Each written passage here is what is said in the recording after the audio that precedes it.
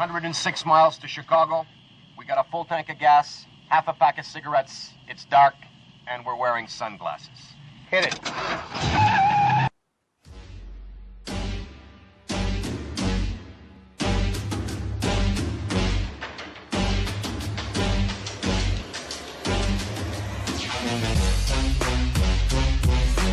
Welcome to the Goddamn Podcast with Drew and TJ. Let's get this goddamn thing started. You're goddamn right. And we do spoil our patrons. Drew just got something that I sent him that's for our patrons, and that will be going out in the mail shortly. Yes, it will. I plan on getting that out either tomorrow or the next day. There you go. Yeah. That's going to be for all of our $5 plus patrons from like last month.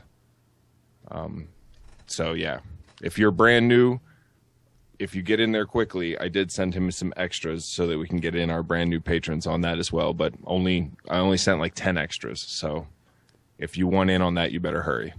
All right, let's move on with this shit. Enough pimping ourselves. Oh, it's never enough pimping. Oh yeah, it's pretty much always enough.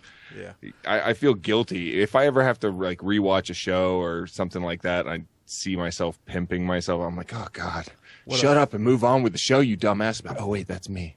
I could have actually done that. And I'm just sitting here the whole time. Normally, like TJ, god damn, can we get on to the content, please? Yeah. Drew's the greedy one. He's like, look, man, I quit if we don't make a shitload of money on this right away. We have to have money, bruh. I'm not doing this shit for free. Fuck these people. That's exactly what he said. And I was like, man, I really care about these people, so I'll go ahead and make this Patreon the best thing on the internet. Yeah, they don't believe you, TJ. They should. All right, you ready to get this shit? You ready to get it going? Got the first one here. Because everybody knows we like to start with some comical shit. I want to say this was Angry Pumpkin, but I don't know. And remember, if something chases you, run.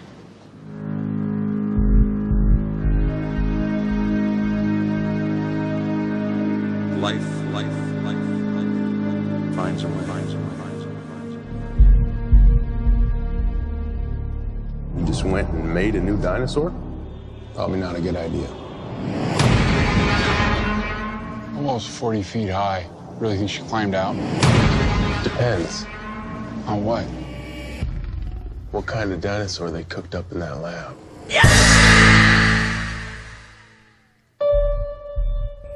She's a highly intelligent animal. If it bleeds, we can kill it. Good.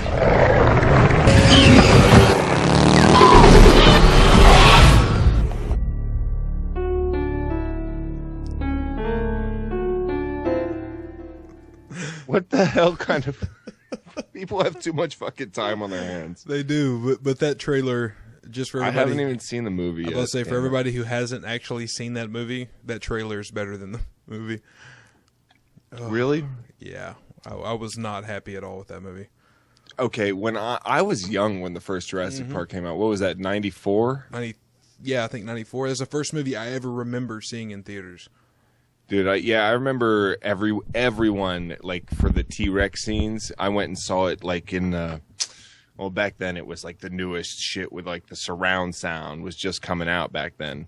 I remember my brother got surround sound, and he's like, no. You got to sit on the couch and watch Top Gun. It feels like you're fucking flying. With the first surround sound? Just because there's a couple speakers behind the couch. I was like, okay. We're not giving any spoilers, everybody, for the new one. Yeah, TJ I haven't even seen it. How the fuck could I give spoilers? TJ's not giving spoilers because he hasn't seen it. I'm not giving spoilers because I I'm going to guess let it's you sit through PG-13, that. but there's still some gore or whatever. I'll watch it same as Mad Max. I don't have fucking time to go out to the theater. I would love to. I would love to go out and spend $20 and buy an overpriced beer or something and watch a movie and then have to miss half of it because I can't pause it and I have to piss and shit. Yeah, I'd much rather watch it at home. I'll wait. That's why I watch it at home. And I don't illegally download it like Drew either. I don't download it. I stream it.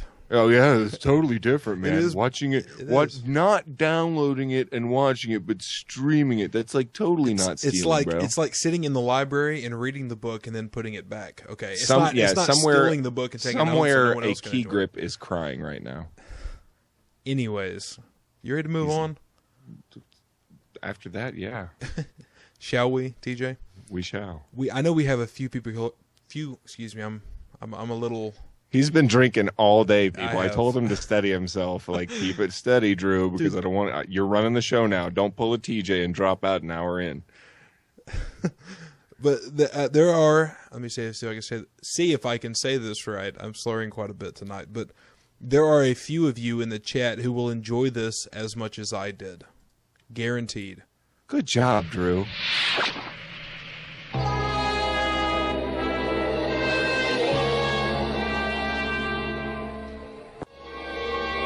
Well, that was easy. Looks like we're in a different league altogether than your little green goon squad.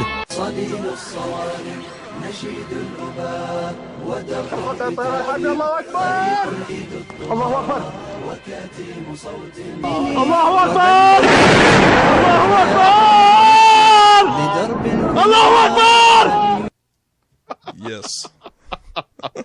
That was fucking funny. That was over 9,000 easy. Oh, TJ, do you watch Dragon Ball Z? I a wee bit back in the day. I that's something I should probably catch up on. That was a guilty pleasure of mine because I made fun of those kind of people, and then I was like, I haven't even watched this shit. So watched a few, and I was like, oh, this is pretty entertaining. It's awesome, bro. It's not bad. The Boondocks. The Boondocks for me is hit and miss. But when it hits like really good. But there were some Boondocks episodes I was just meh. Yeah. And that's another show that I need to watch in its entirety. Right now, let's see. Silicon Valley. You ever watch that? That's Mike Judge's. I think it's HBO. It might be Showtime or something like that. It's a like tech comedy thing that it's. I don't know. It's pretty good. If anyone watches that, I've never even heard of that. Yeah, Silicon Valley. They're in their second season right now. Must be a Florida thing. No, it's not. It's a California thing. It's Silicon Valley, fucking Valley, you dumbass. It's basically, I don't know, like, what was that one about the Google movie? It's like that, but done better without Vince Vaughn. That'll make anything better, right? No. Vince Vaughn's all right, TJ. What do you have against Vince Vaughn? He's totally fine. Reservoir Dogs, man. Vince Vaughn was not in Reservoir Dogs. Yeah, man, he totally was, man. He was like the funniest guy there. What was it, Mr. Lavender? I was about to say, who are you bullshitting, TJ? I've actually seen Reservoir Dogs. Oh, you have? Damn it, man. And I bet I was banking on you and nobody else that ever sees this having watched that and letting me get away with it. You would definitely be... Actually, Dark Matter would be Mr. Pink. You'd be Mr... Glenn Beck would be Mr. Orange. Of course. No question. He wouldn't have a choice. Let's move along. Yeah, this next one was from TJ, so you can thank him for this fucking derp. It's nice and short. Remember this one, TJ? Is this... Oh, I remember it, buddy. Here we go. Smoke weed because it's healthier than marijuana. That's why marijuana is illegal and weed isn't. Get your facts straight. It's like everything bad about the internet. You know, the internet gives everybody a voice, but some people do not need a fucking voice. Should we watch it one more time? Because it's short. Yeah, go. Smoke weed because it's healthier than marijuana. That's why marijuana is illegal and weed isn't. Get your facts straight. I want to say that she's serious. No, she's dead serious. This girl is dead fucking serious. Get your facts straight, Drew. Smoke weed, not marijuana. That's why marijuana is illegal. All right? That's why I snort blow and I don't do cocaine. All right? I don't do that cocaine. That's why I ride the H train, but I don't do heroin. You know what I'm saying, Drew? Oh, I got you, bro. For some reason, I get tipsy, but I don't drink. Alcohol's bad for you. Alcohol is the devil's liquid. Jesus. Basically, this was from some chick's video, and they grabbed that clip and then insert. This is a Vine, and they inserted in the black lady giving the crazy look. But that girl was dead fucking serious. Scary. Just for everybody out there, there's a difference, okay? Weed's good. You stay away from that marijuana. God, people are so fucking pig ignorant and so sure of themselves. That's the worst part, is how stupid you can be and how sure of yourself.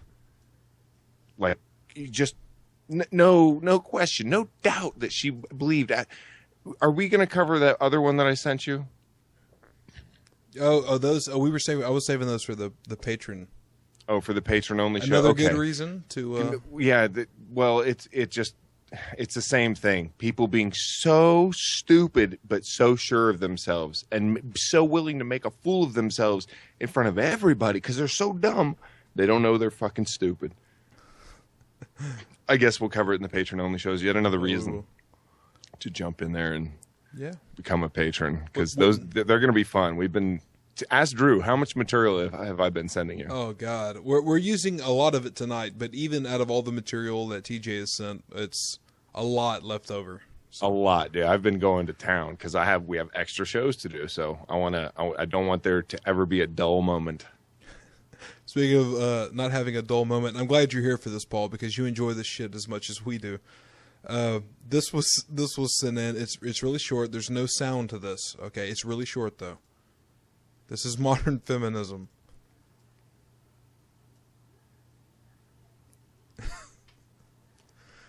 I'll play it one more time. Was that a woman with pepper spray? A woman is spraying pepper spray while running, and of course she runs into it. And it's getting all in her eyes, and then she cries, and it's just all men are pigs.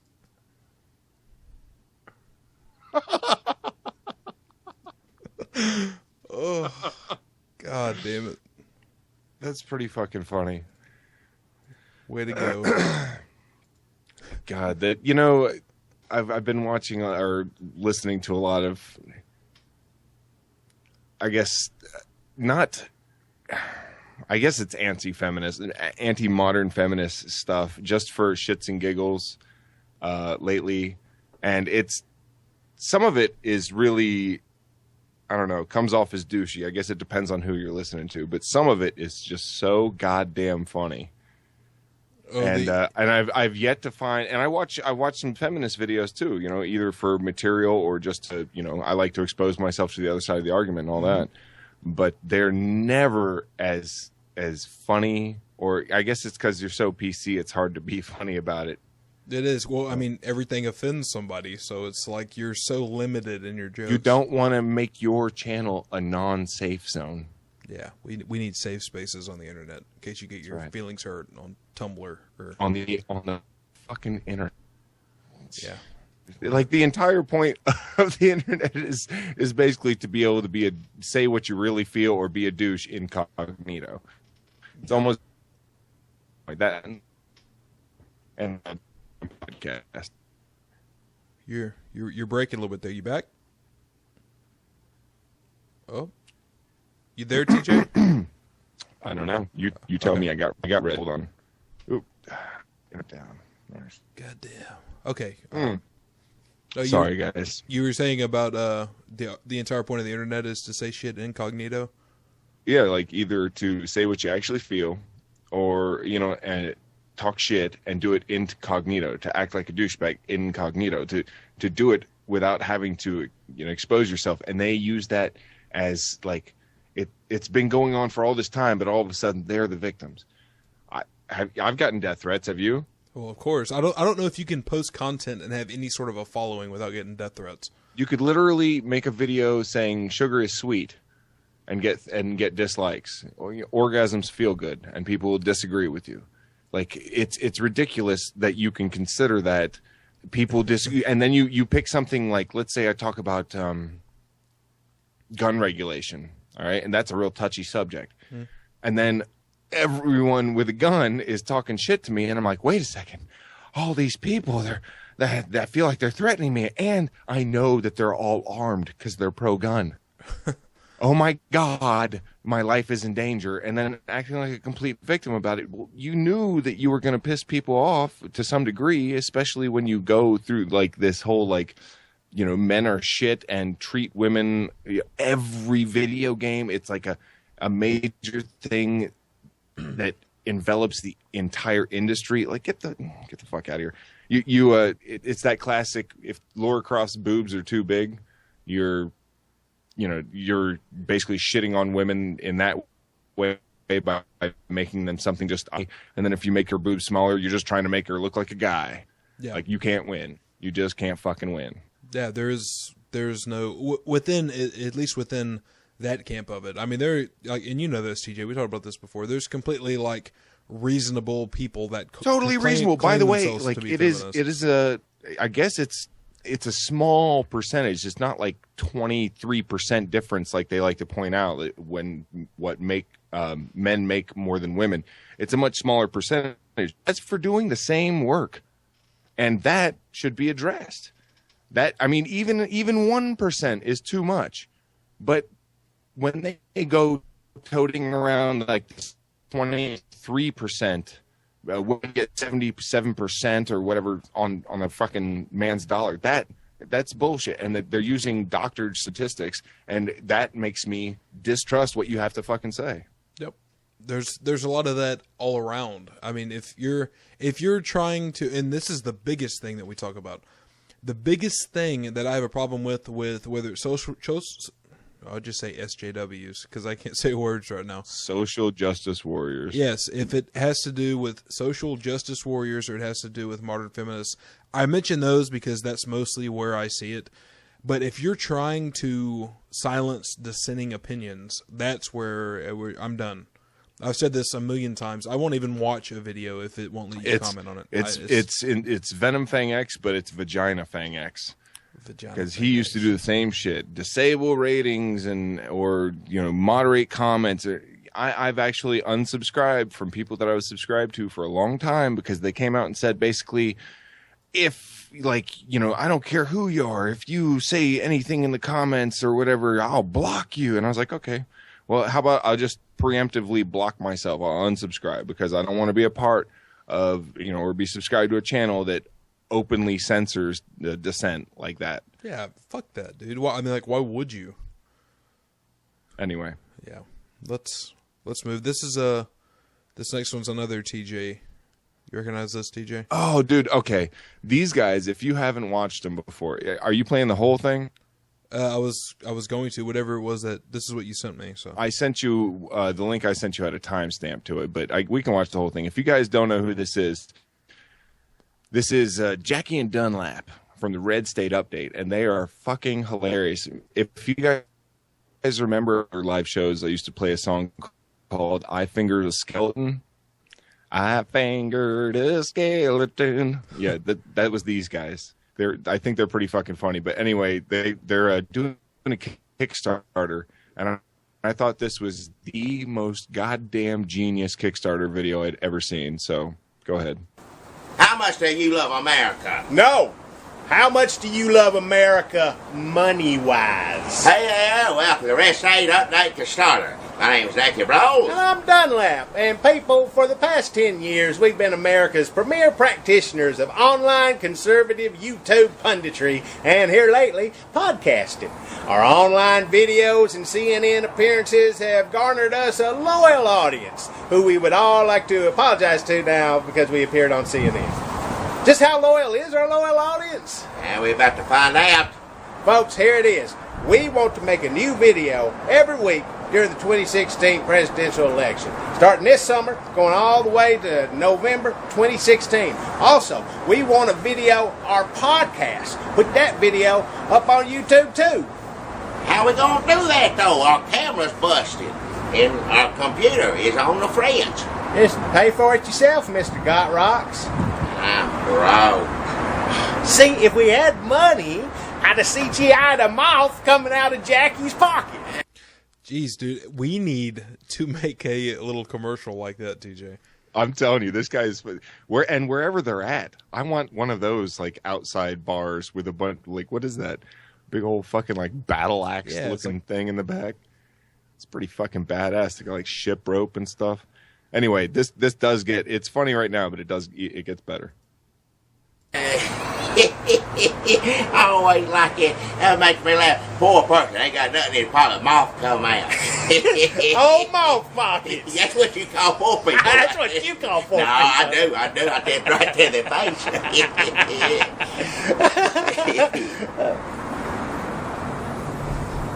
Ask yourself this question. Who do you trust to cover the 2016 presidential election? Known liars like Brian Williams or Bill O'Reilly? Or actual, authentic, real people like us? You see, America is at a crossroads. The voiceless finding voice, the agencyless finding agency, the Twitterless opening accounts. Who will be there to shine a light on a forward path? These two white guys. I promise to do my best. Yes, sir. I pray to Jesus on it every night. We'll use that same line, TJ. I pray to Jesus on it every night. This is where it gets awesome, though. And honestly, folks, we couldn't come back at a better time. Liberals are kicking our ass. The continuation of Obamacare. Well, you know, it ain't like the Republicans come up with a plan yet. The national marriage equality. To each his own, I always say. The public shaming of the Confederate flag. Well, that flag causes a lot of pain. It's about time it comes down. Are we even conservative anymore? Watch your mouth. Hell out of you. We've reached what we believe to be a reasonable goal of $8,723, which will provide us with the tools and equipment needed to maintain a modern online video presence. We talking about getting one of them little phones. The little kids got those. You take a little phone, I don't know how it works, but they hit a button, go right up on YouTube. I don't know. Well, little phone, everybody got kids got phone. Everybody got those little phones. Well, I'm saying you can hit the button. I kept that fucking ball. Also, we're going to... And I'm going to do that to you. I kept that fucking ball. I love Need it. a lot I of love moves. that their goal is so random. It's like $8,723. Yeah. People, no way I'm going to sit through 15 months of watching these ignorant assholes run for president without being drunk as hell. I know that's right. God damn, dude, we need to team up with these guys. I'm telling you, that's why I wanted to play this. I love these guys. I think it would be hilarious to have, the goddamn update. I got it.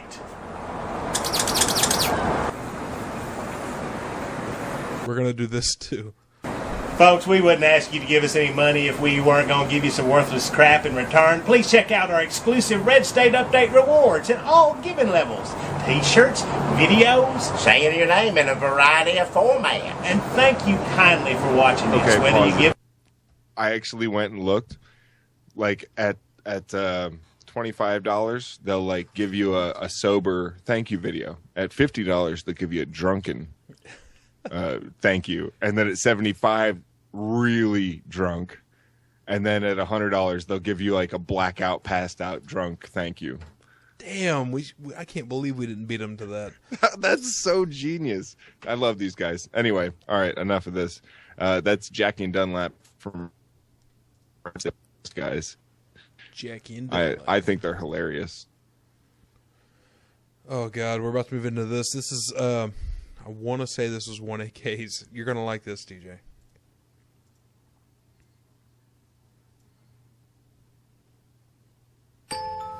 When I meet people for the first time, I generally don't bring it up, but I think they can guess I'm a little bit different.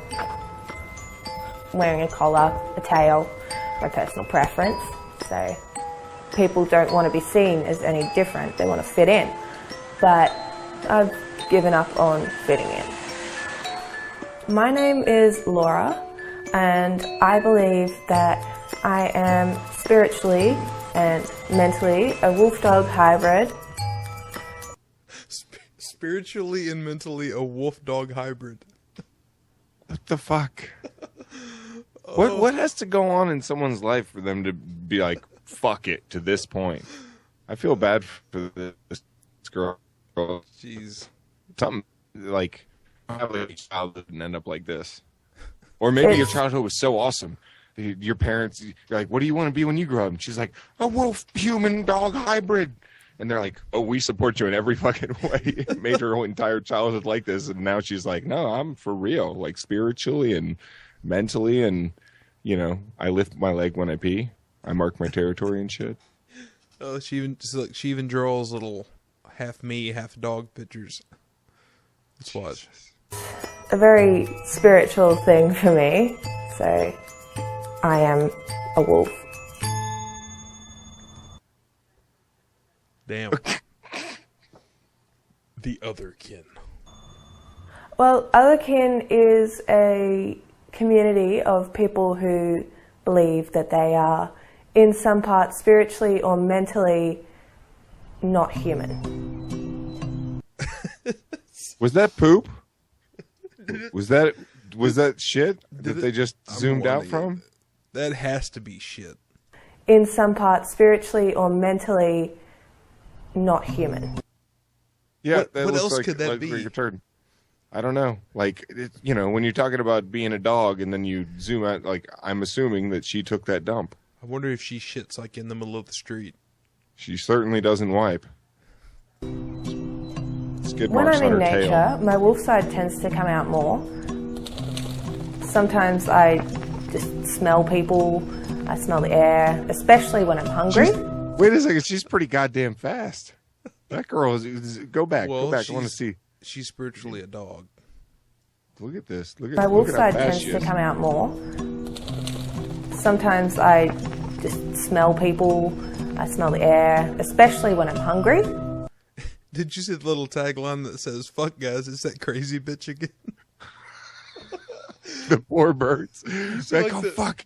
Like the It's old lady with the at the tail, park. run. Like the old lady at the park that fucking throws out little breadcrumbs and shit to the birds. All of a sudden, this bitch comes running around. Like, "Arr, arr, arr." I love that she says that when she smells the air like better when she's hungry.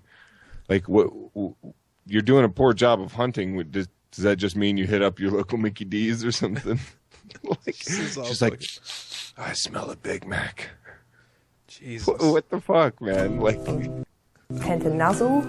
I tend to nuzzle. I mean, everybody does that. I mean, come on, poor TJ. cat. Help me, please. I can has owner that isn't crazy. do have a tendency to chew things if I'm stressed, but most of the time. What? No. I think we just found a fucking a thumbnail for this. You got to catch the grinning, the bearing the canines there. I do have a tendency to chew things. Oh, perfect. Oh God, why? All right, you ready? It's fucking retarded, man. Oh my, dude. I mean, I feel sorry for you for not having friends. At the same time, I don't feel sorry for you for not having friends. I hate to be like that parent that says, "Well, darling, you're kind of bringing it on yourself," but like, dude, you wear a tail and fangs and go and chase birds around at the fucking park. Yeah, like, yeah, maybe you should make some friends that are just like you. That, you know, some maybe stray dogs, a pack of stray dogs you can join in on and not ever be bored. If I'm stressed, but most of the time I'm pretty normal. no. Sorry, lady. Snowflake. Oh, snowflake. I think. Yeah, these fangs are a bit big for my mouth, so they make talking a little bit difficult. But Is surely someone here who is from, like, I guess she's from England. She sounds like British. Is this like a thing? Please tell me it is. It's called furries. They're all furries over there, Drew. It's furries, bruh.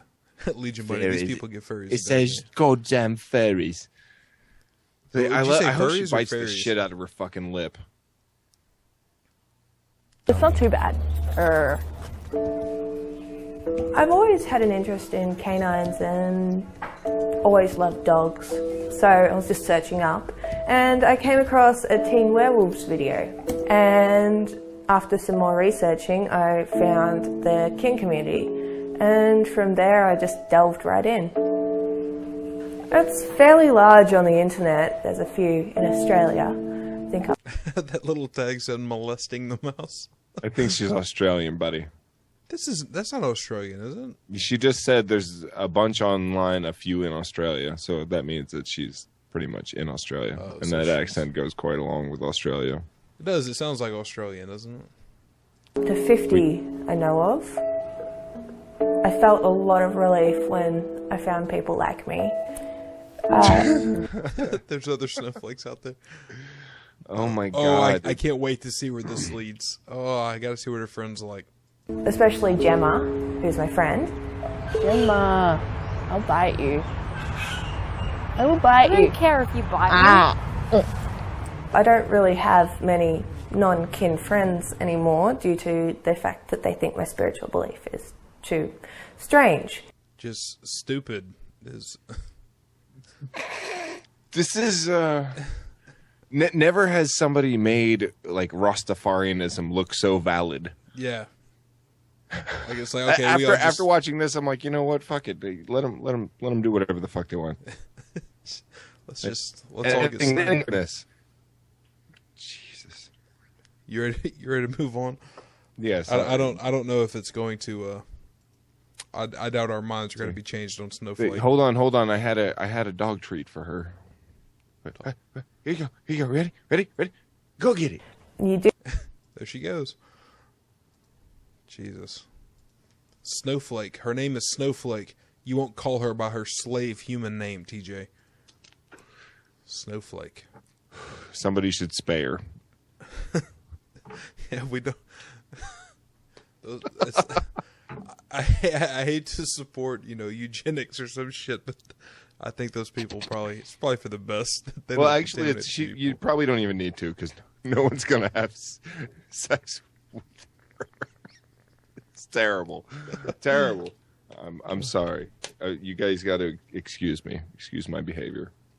I said faggot when I was talking to David Silverman, and I think it took him aback a bit. Yes, I was looking at his face when you said it.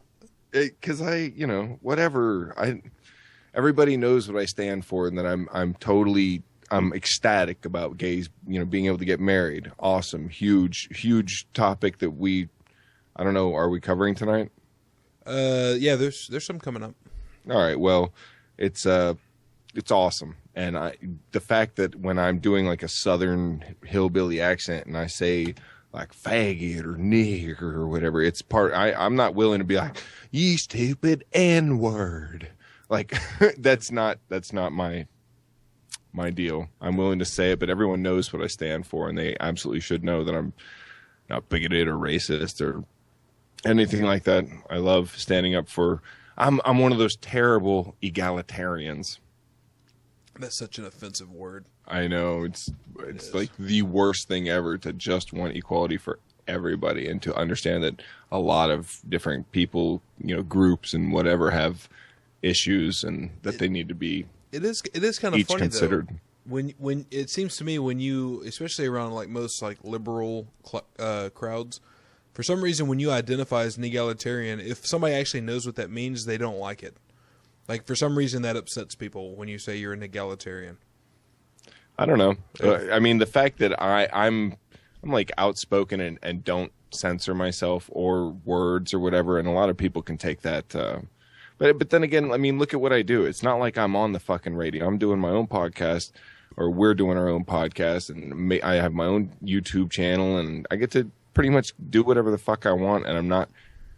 That's the whole point. I don't want to have a goddamn boss or something telling me what I can and can't say and all that shit. Fuck that. That's not the point of this. Could you imagine doing this with something like that over your head? Unless he was the coolest fucking boss ever and basically just showed up with a case of beer and said, have fun. That's pretty much me. I'd be okay with it. I'm kind of the boss of this podcast. I'm the decider. Remember, TJ? Yeah, look, just because I have shitty internet and I had to pass everything on to you just for the benefit of everybody. So every time that you see like my Skype call kind of dropping out or being slow or something like that, that would have been the entire podcast going down when I was running it. And we got tired of that. And so I passed it on to Drew. And yes, that does make you the decider. And it is kind of fun not to know exactly what's coming up next. Isn't it? Right? It is. It's entertaining. So because you're not going to guess. Maybe if I ever get my internet fixed, we'll switch back and forth and take turns, because it is fun being in the dark. Because we give each other links and stuff, but for the most part, I don't know what the hell he's going to play. Which is so awesome, because you would never guess this was coming. There cannot and will not be any Bible activities on the premises of Rosewood High School. Imagine what's coming, TJ. Oh my! Wait a second. Any Bible activities? Like, what does that even mean? Does that mean that the school won't sponsor Bible stuff? Because the students are allowed to form groups on their own. That's why there's not like anymore. Not if they're Christian groups.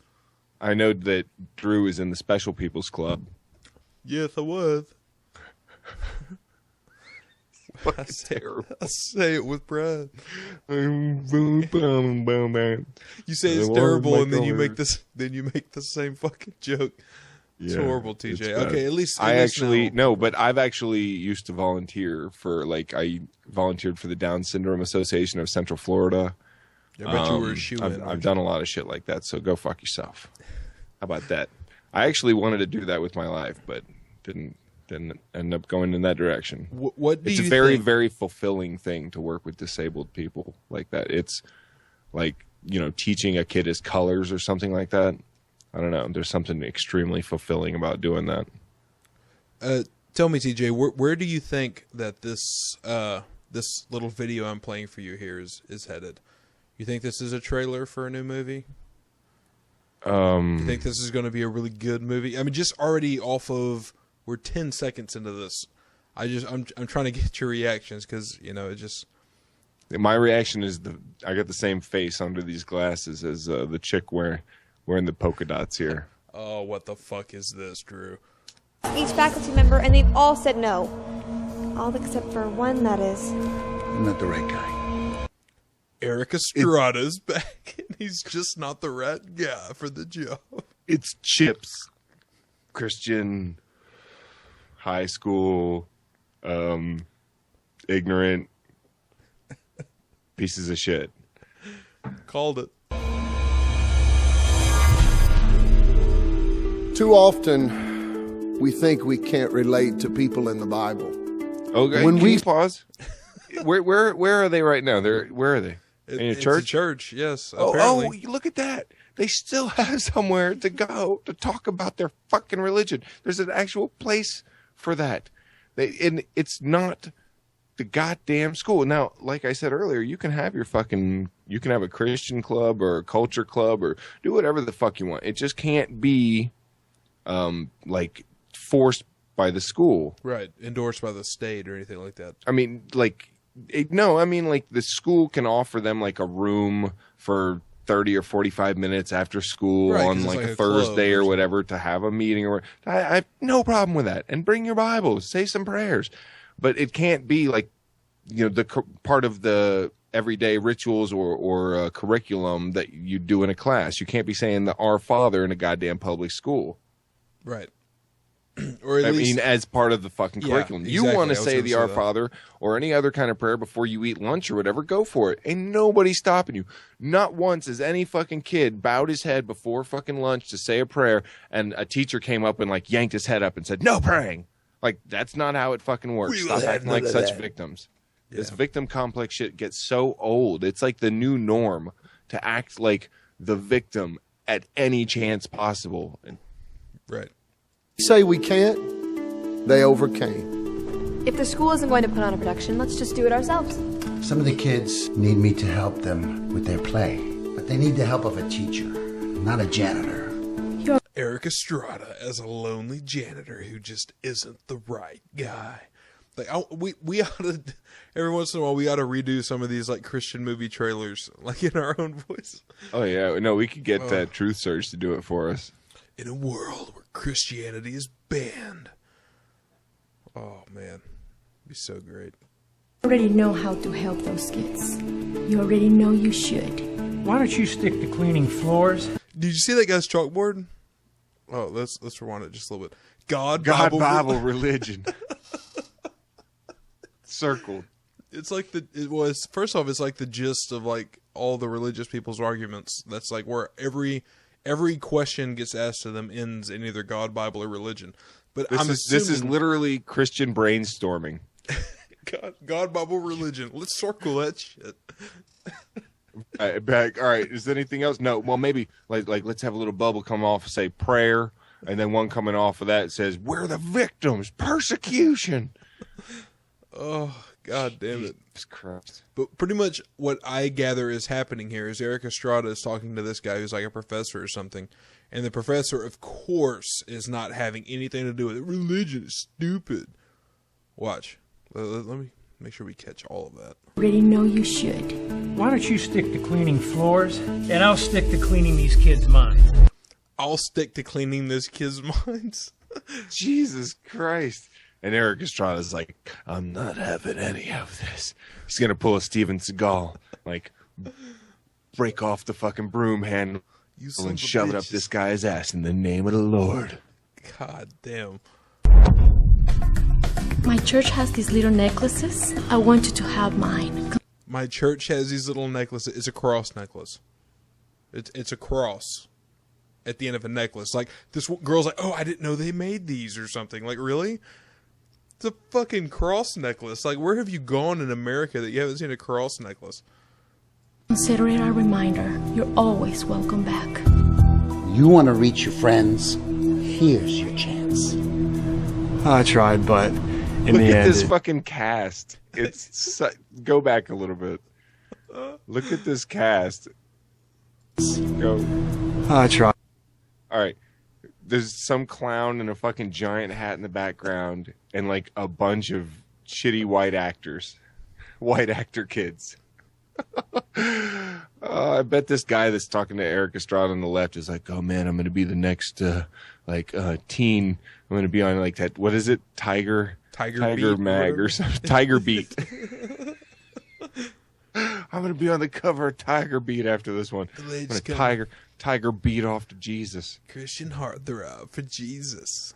Oh, Jesus. But in the end, you failed. Good. Hey, it's the chick from Midnight in the Garden of Good and Evil. You recognize her? The voodoo chick? Oh, yeah. You get it? Yeah. What? Aaron, God doesn't want you to be your brother. He wants you to trust in him. He wants you to fight. So dramatic. What will happen next? We started this thing because we wanted to have a voice. Are we really going to give up so quickly? This is not an establishment of religion. This is not the government speech. This is the speech of the students. The janitor goes to court for the kids. I love that it's like, it's the speech of the students or whatever, but since when did we let the students decide shit? Exactly when? Kids. If the speech of the students was totally different and said, "Oh, well, I wanna talk about like heavy metal or something," would they just allow that? No, it's not. It's not. The students haven't never been able to decide how the fucking school works or the curriculum and shit like that. What TJ is trying to say is that if you are a student in high school and you're watching this, go to them and ask them to like play metal on the speakers overhead. And if they say no, then you need to raise hell about it and say that it's your right and you're being persecuted. That's what TJ is trying to say. Yeah, like Garage Workout says, just play Striper. Everybody wins. It's Christian and it's metal.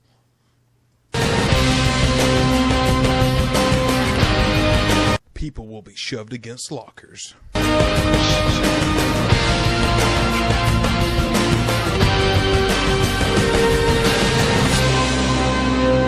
You know it's bad. You know it's bad when they don't even give the dialogue at all for like the last 30 seconds of that. It's just like, okay, this dialogue blows. Let's just play some music over it, and we'll go from there. Fucking bad. Oh, God damn it. So bad. Eric Estrada. Eric Estrada is the janitor who just isn't the right guy to save Christianity.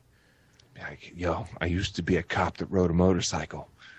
Then I beat up a black guy pretty bad, and somebody really got it on cell phone video. Now I'm a fucking janitor at this high school.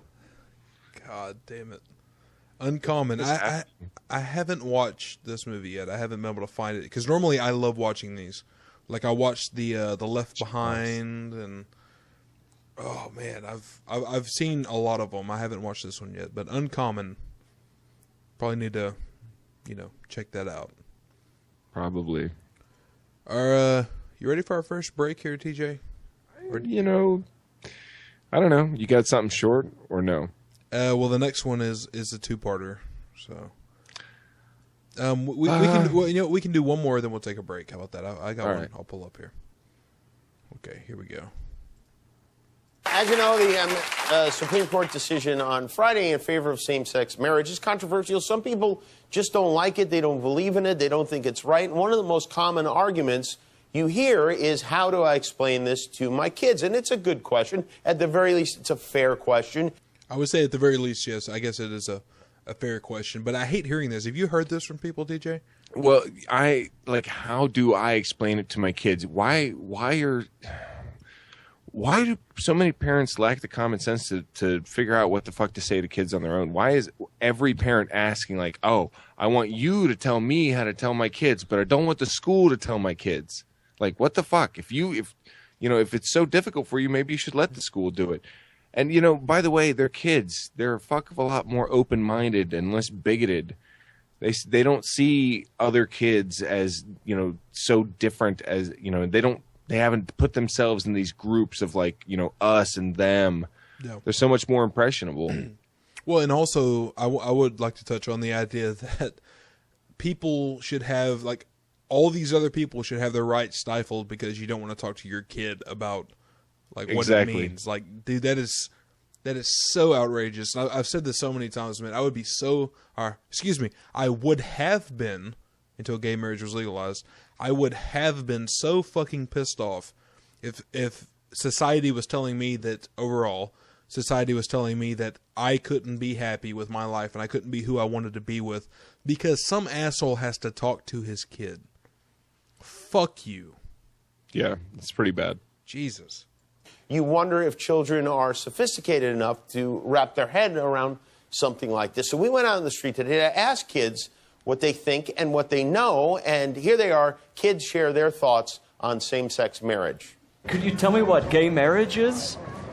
It's when two men and two women get married. So is it when four people get married? No. So far, it seems like she gets it. I mean, was it hard? It wasn't that bad. This actually gets pretty funny at the end. Could you tell us what gay marriage is? I know nothing about that yet. You don't know anything about it? Why would anyone want to get married? Because they love each other and they just feel a connection, I believe. Do you think it's a good thing? Yeah. Do you know what makes somebody gay? Yeah. What? I got a broken leg. No. When should two people get married? In the afternoon. That's a good time. That's the kind of answer that I would like to see more of. That's the kind of Hell answer yeah. I would give. See, that's a kid's mentality. Exactly. He doesn't give a shit. He's playing like, they play like Furry Rabbit or some shit. That's what he's doing. He don't give a fuck about that. Kids are awesome.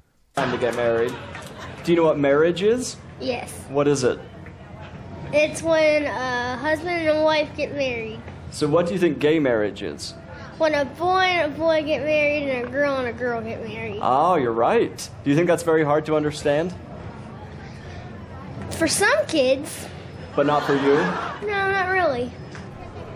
Do you think anybody should be able to get married? If you're old enough. Oh, you're very wise. Do you want to get married? Yes. When? When I'm 30. Why would someone want to get married? Because they're pregnant. Because they're pregnant? Could you tell us what gay marriage is? Where a boy marries another boy. Okay, and could it be when a girl meets or marries another girl? No. Just a boy meeting another boy? Yeah. Wow, what would it be called if a girl married another girl? Lesbianism. Do you think anybody should be able to get married if they want to? Yes. How come?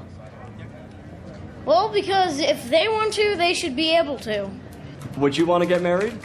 Not really. How come? Because, when you get married, the other person is entitled to any money, the other person has. So it's a financial issue for you? Yeah. He's fiscally conservative. Yes, that's actually kind of been my answer on marriage. Everybody should have the equality to get married to whoever they love and stuff, but I've been asked that several times why I'm not married or why I don't want to get married, and that's kind of what I say. Somebody told me a long time ago that marriage is betting somebody half of your shit that you'll love them forever. And that's pretty fucking funny. And that just kind of stuck with me, and I'm just like, yeah. Anyway, yeah. Just ask your fucking kids what they think it is. God, I caught my daughter saying, calling someone a gay as an insult or whatever. And I just talked to her about it, and then she totally understood. It took like one talking to, and I haven't had a problem since. Does she know that her dad gets on the internet and calls gay people fags and things like that? Yes. She also, my daughter's, you, Dad. I got a smart kid, so she knows the difference between what, she knows she can't cuss or anything like that. She knows what her limits are, and we're, both of us, her parents are pretty liberal, and we like to think of ourselves as, young. I just turned 34, but yeah, it's still young. I mean, anyway, we're not total assholes or conservative as hell, and we're not like making her feel like she's gonna go to hell for disobeying Jesus or anything like that. So I think we're pretty good parents. That's fair, man. That's good. I mean, like you talked to her about like what gay marriage is or something like that, or is that something that I don't know? I don't have kids. Would I don't understand like when you would bring that up. Maybe when they ask or something. When the situation arises, it's not something like you have to go put in your fucking like to-do list or schedule or whatever. Yeah. When the fucking time is right, or when it comes up, and just be willing to like answer questions or at least discuss it with them. Jesus, being a parent is not all that hard. I guess if you're not an idiot, we got a lot of idiots out here like, you tell me what to tell my kid and when to do it. Like, Jesus, just use a little common sense, you fucking moron. Yeah. Be a decent parent on your own. I guess good parents are it's a 50-50. I wouldn't say hard to come by, but it's about a 50-50 with people. Some people are just complete pieces of shit. So and their kids sometimes turn out all right anyway, so. Yeah. It's a diverse fucking world out there. It's really hard to make any kind of generalization about anything. There's always something outstanding, and I've really started to like hone in on that lately about generalizing groups, and I really try not to do that. But it's hard not to when you're talking about certain groups. It tends to happen. But when I do talk about groups, I mean. I guess the majority and not the entirety. That's fair. All right, let's do this break. Yeah, let's go ahead and do that. Still slurring a bit. Just a little bit, Drew. I'll be fine. TJ would have passed out by now, and I would have to do the show on my own. But anyways, I had to self-medicate back then. My teeth are. I actually go in for 2 extractions tomorrow. Oh damn. Yeah. Well. There's my self-medication. What are you drinking tonight, TJ? I'm drinking Yingling Light. Yingling. Is that the Asian shit? No, this is the America's oldest brewery. Yingling's awesome. You've never drank Yingling? I've never heard of it. Here. You have to look at the way it's spelled. Yingling? Yeah, that's definitely some kind of Asian communist bullshit. It's not. It's America's oldest brewery, you fucking retard. Built by Asians. All right, here comes the break, everybody. A little bit of that Ace of Spades. Awesome shit. How about I'm going to give something else away. You are crazy, TJ. Crazy. If you want in on this shit, it is the last day and show of the month, so get in on it now. If you want in on next month's insanity. But as for right now, Chris from Pennsylvania. Is that Philly, I guess? Philly. Chris from Philly, you just won When Will Jesus Bring the Pork Chops by George fucking Carlin. That's awesome. spam, man. I'm so good to the patrons. I was reading this one. It's really good. It's all over the place, but it's George Carlin. Yeah, that's the one that you wanted to read before you gave it out. Yeah, this is one of them. I do like to try and read them before I give them out, but sometimes just don't have the time to read them all, and got to get them to their home, So, Chris, thank you for being a patron, and enjoy your new George Carlin book. Is that a Chris with a K or a C? No, it's with a C from Philly. It just says Chris on the Patreon. So that's awesome, man. Congratulations. I wouldn't mind having a copy of that book.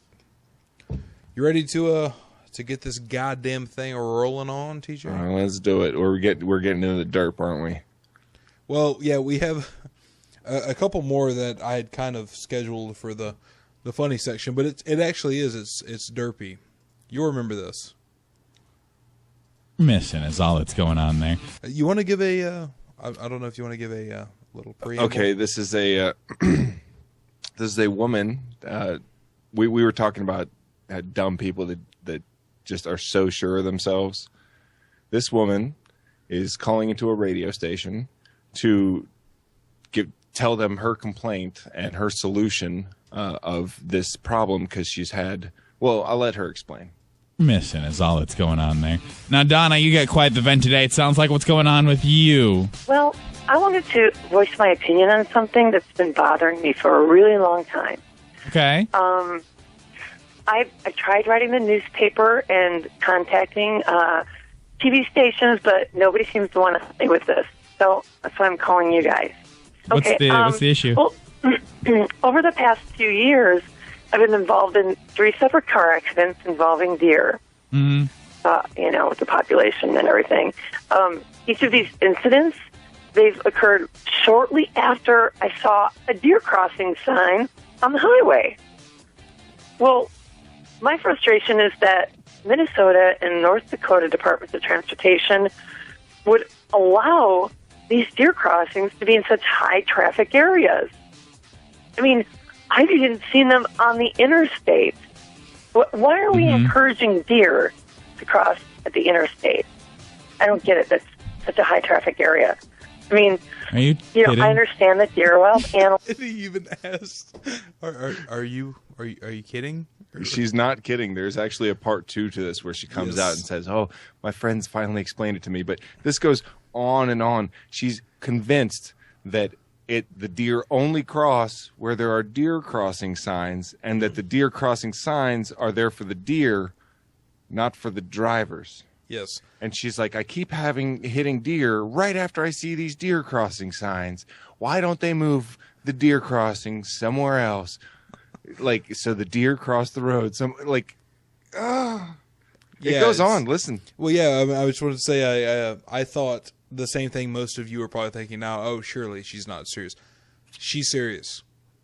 She's dead serious. She's dead Drew serious. didn't believe me. I proved it to him. Yes, I was like, TJ, for real. Like, honestly, you're going to give me this troll shit. She's serious. They need to travel across the streets occasionally to survive. And, of course, to find food. But it seems to me that so irresponsible of us to allow these deer crossings to be in areas where these deer are so likely to be struck by oncoming traffic. Imagine being in this like studio right now in the fucking booth. They're all looking at each other trying to hold back the laughter. They are, dude. They're doing way better of a job than we could. Like, dude, there's no way that I could hold that back. After. Jesus. I mean, wouldn't you agree? I mean, it's just. I mean, you'd think they would put deer crossings maybe, in, smaller towns, maybe during at a school crossing. It would be a safer place for them to cross. Yeah, the deer need to be crossing with the kids. The kids at a school crossing, like maybe with a lady, and while the deer wait, and then the lady goes out there and blows her whistle. And then the deer just cross the road slowly with the kids at the fucking crosswalk. You complete fucking moron. These, I almost wish I would have put in, but we're saving it for the patron show. That whole thing you sent me about, and these people vote. Oh yeah. These people vote. These people vote. Like this lady here is like, oh my God, dude, that's so outrageous. She raises children, most likely. Yeah. These are the kind of people that complain about like the lights on the back of the school bus look like a pentagram. These are those people. Wait. You know, for the deer crossing sign. You know, deer crossings aren't telling deer that it's safe to cross there. It's just more of like an alert for drivers so they know it's like a high deer population. The government put the deer crossings there. They can direct the deer population anywhere they want to by moving that deer crossing sign. Oh my God, and she even had it explained to her. No. They can direct the population by moving the signs, Drew. Do you understand? Yeah, because they're just being read irresponsible and putting them in high traffic areas. Deers walk around, and when they're about to cross the road, they check out the signs, like, is it safe to cross here? Oh, it's not. Oh, I don't see a sign. Or the deer walks up and is like, look, that looks like me on that sign. I better cross here. That's what deer like, hey, you want to, it's like, what are they going to do? Hand out tickets to deer for jaywalking, deer walking? For deer walking across the street. Hey, God. This isn't a deer walking zone here, buddy. I mean, you know, why in the world would they place it on the highway or the interstate? You know? I mean, God, there are so many other places I can think of than putting the deer crossing signs on busy highways and interstates. You seem to be under the misunderstanding that the deer are somehow attracted to the deer crossing sign. Well, yeah, the deer crossing sign is there to allow the deer to know that's where they need to cross. Jesus fucking Christ, people, come on. She is so fucking dumb. She thinks it's like a pedestrian crossing sign and not a warning sign. Oh, my God. Right. And all these car accidents you had involved a deer after you'd saw a deer crossing sign. Exactly. I mean, I'm trying to watch out for the deer, but, I mean, speed limit's 55, 65. How am I supposed to, you can't brake really quick if the deer just is crossing in that deer crossing area. So you'd like to see these signs move somewhere safer? Right. If we can move them, like, don't put deer crossing signs on the interstate or freeways. Put them in lower traffic areas. Somewhere where the speed limit's, a lot slower. Uh-huh. Maybe we need a crossing guard out there with like the little stick and shit that's like moving the deer along. The worst part is that people like this actually get like voted into office, and people like this get voted into on like the school board and shit. These people are these given complete authority. Fucking idiots. Like the same people that like are like, oh, if only we'd put prayer back in school. Like that's the same kind of mentality. They're so fucking stupid, and we keep electing them over and over. It's like Louis Gohmert. Yeah. Oh, I wonder what Gohmert's stance is on the deer crossing issue. Well, golly. Gosh, Shazam. Wow, boy. This is let's play the second part. This is her calling back in later after the video went viral and she realized she was part of the fun. Ladies and gentlemen of the Playhouse family, now after having received well over 1 million views on YouTube, may we welcome back to the show, Fargo's own, Donovan Beerley! Hi. How are you? Hi. I'm very well. How are you guys? We're good, but girl, you famous. Oh my goodness. I can't believe all this hubbub. Holy cow. Well, first of all, can I just say thank you to you three wonderful human beings for being so nice to me the last time I was on the radio with you. Thank you. They deserve a thank you. I mean, they were way nicer to her than we would have been. They let her go, and it was perfect. But sometimes you just let people go. Yeah, it's just like, okay, done. There's just no point. I mean, Just how let 'em often dig does that that ditch. shit? Imagine you're like a radio host. How often does that kind of shit just fall in your lap? Where it's just like, oh my God, this is gonna make us huge. This lady's so stupid. We're gonna be famous. It's like every time Glenn Beck makes a new video, we're just like, oh God damn it, yes. Another side thing I want to tell everybody. was gay marriage being legalized, TJ and I both knew, oh my God, the right-wing reaction is just going to be so fucking good. We're going to get to run with that shit. All right. Now, how are things now? Just let us know how your life is, because I don't know if you realize you're well into over 1 million views on YouTube. I know. Oh my gosh. I mean, gee whiz. From that one phone call, I mean, you guys must have had to like totally tie your giggle bones down, with that last call. My life, wow. It's been interesting, almost kind of like a carny ride in an odd way. To clarify, you are now aware deer crossing signs, their purpose is to alert drivers of deer, yes? Yes, yeah. And now that I've had the reasoning for the deer crossing signs explained to me, I just have to say that I feel incredibly stupid. I mean... Oh, imagine that. As you should. That you've written into newspapers, called into, talked to your local freaking government, and then called into a radio station. You've made a fool of yourself, over and over and over. That everybody's having a laugh at your expense, you fucking dummy. And thank God you finally realized it. And hopefully you'll think twice and maybe reconsider before making such a fool of yourself in the future. God damn, what a retard. Ugh. The Deer Lady, everybody. And yes, that Donna the Deer Lady. Donna the Deer Lady. And it almost sounds like Dawn of the Deer Lady. Donna the Deer Lady, yes. And that the second part should show you she was serious. That's legit. But we're moving on here from Donna the Deer Lady. We have, this is one I was going to play back to back with that last video we watched from Jimmy Kimmel. But here we go. Morally, the Bible could not be more clear. Homosexuality is consistently condemned in the strongest possible terms. In Romans 1 we read, "For this reason God gave them up to dishonorable passions, for their women exchanged their natural relations for those that are contrary to nature, and the men likewise gave up their natural relations with women and were consumed with passion for one another, men committing shameless acts with men and receiving in themselves the due penalty for their error." Now comes the battle over religious liberty. Will churches lose their tax exemption for refusing to perform homosexual weddings? Will Christians be forced to violate their conscience and provide goods and services for those weddings? Science proves living a homosexual lifestyle is devastating. What? Yeah, this is awesome. I love science. I love any time a religious person like this deep into Christianity is like, oh, well, science proves, now we give a shit about science. You start off your argument quoting the Bible. And now you're finishing it off by science proves. Yeah, science proves. And also, of course, what he says, science proves, is just ridiculous. I mean, if that is the case, I really would. I would love to read the reports. They're like, okay, marriage is just, done. Society over. This guy's such a clown. Medically. Have you seen this guy before?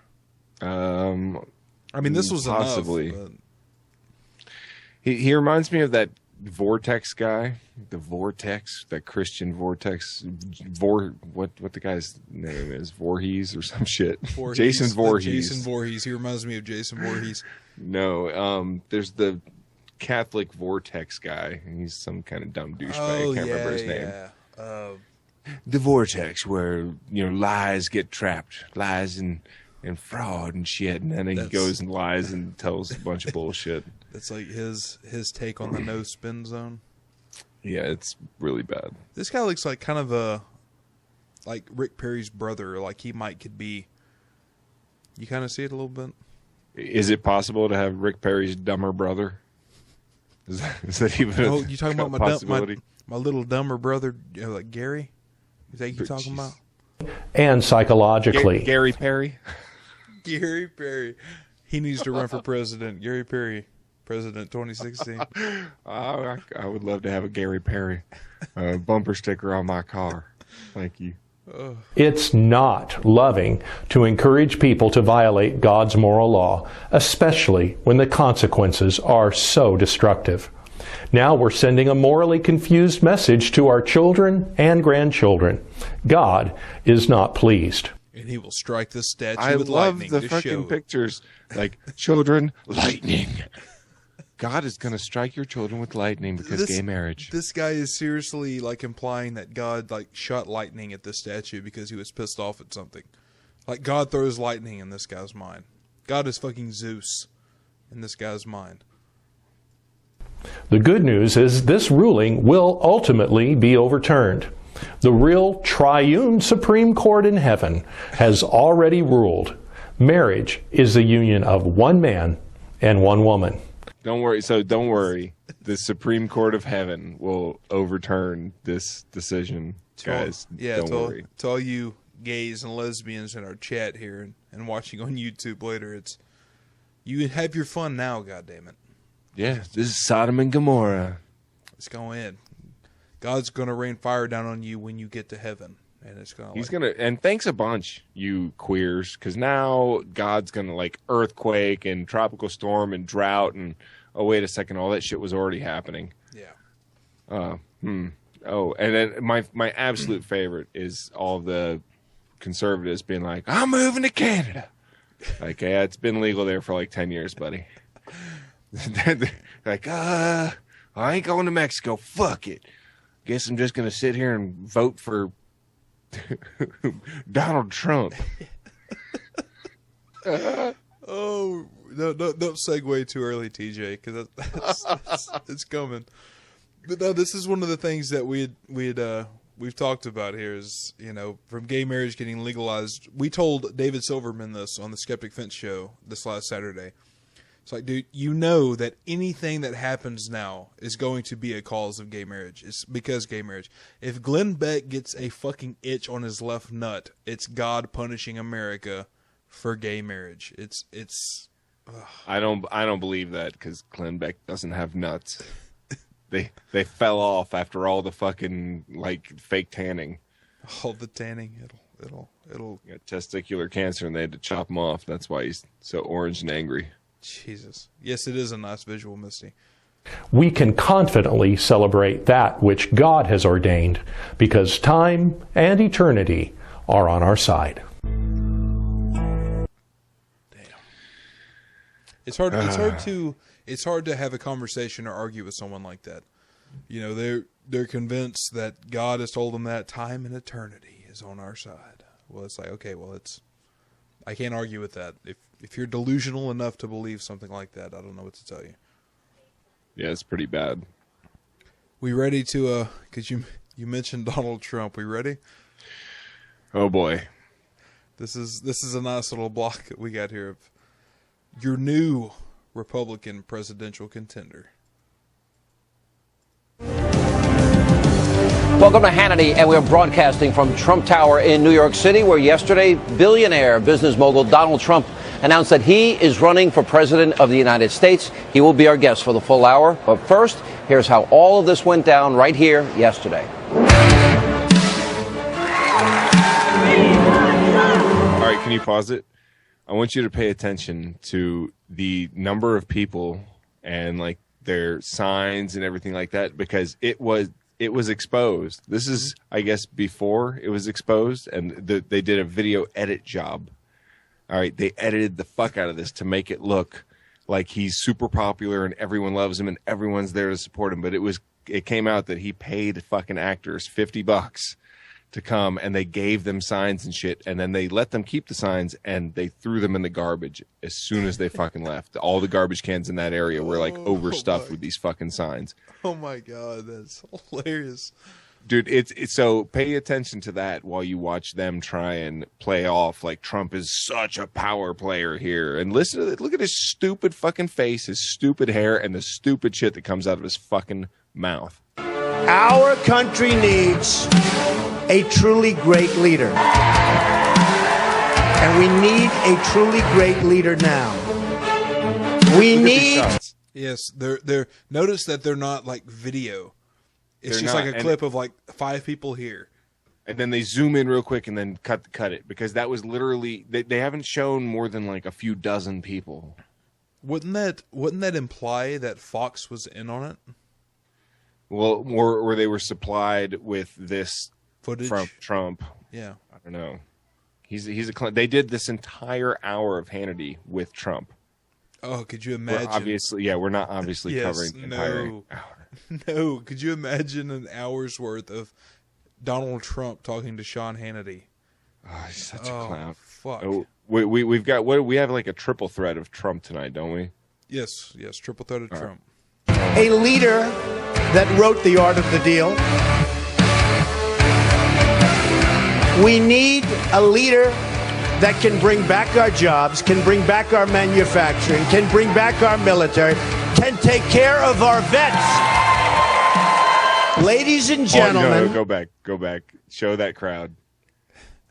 Can take care of our vets. All right. There is like no one there.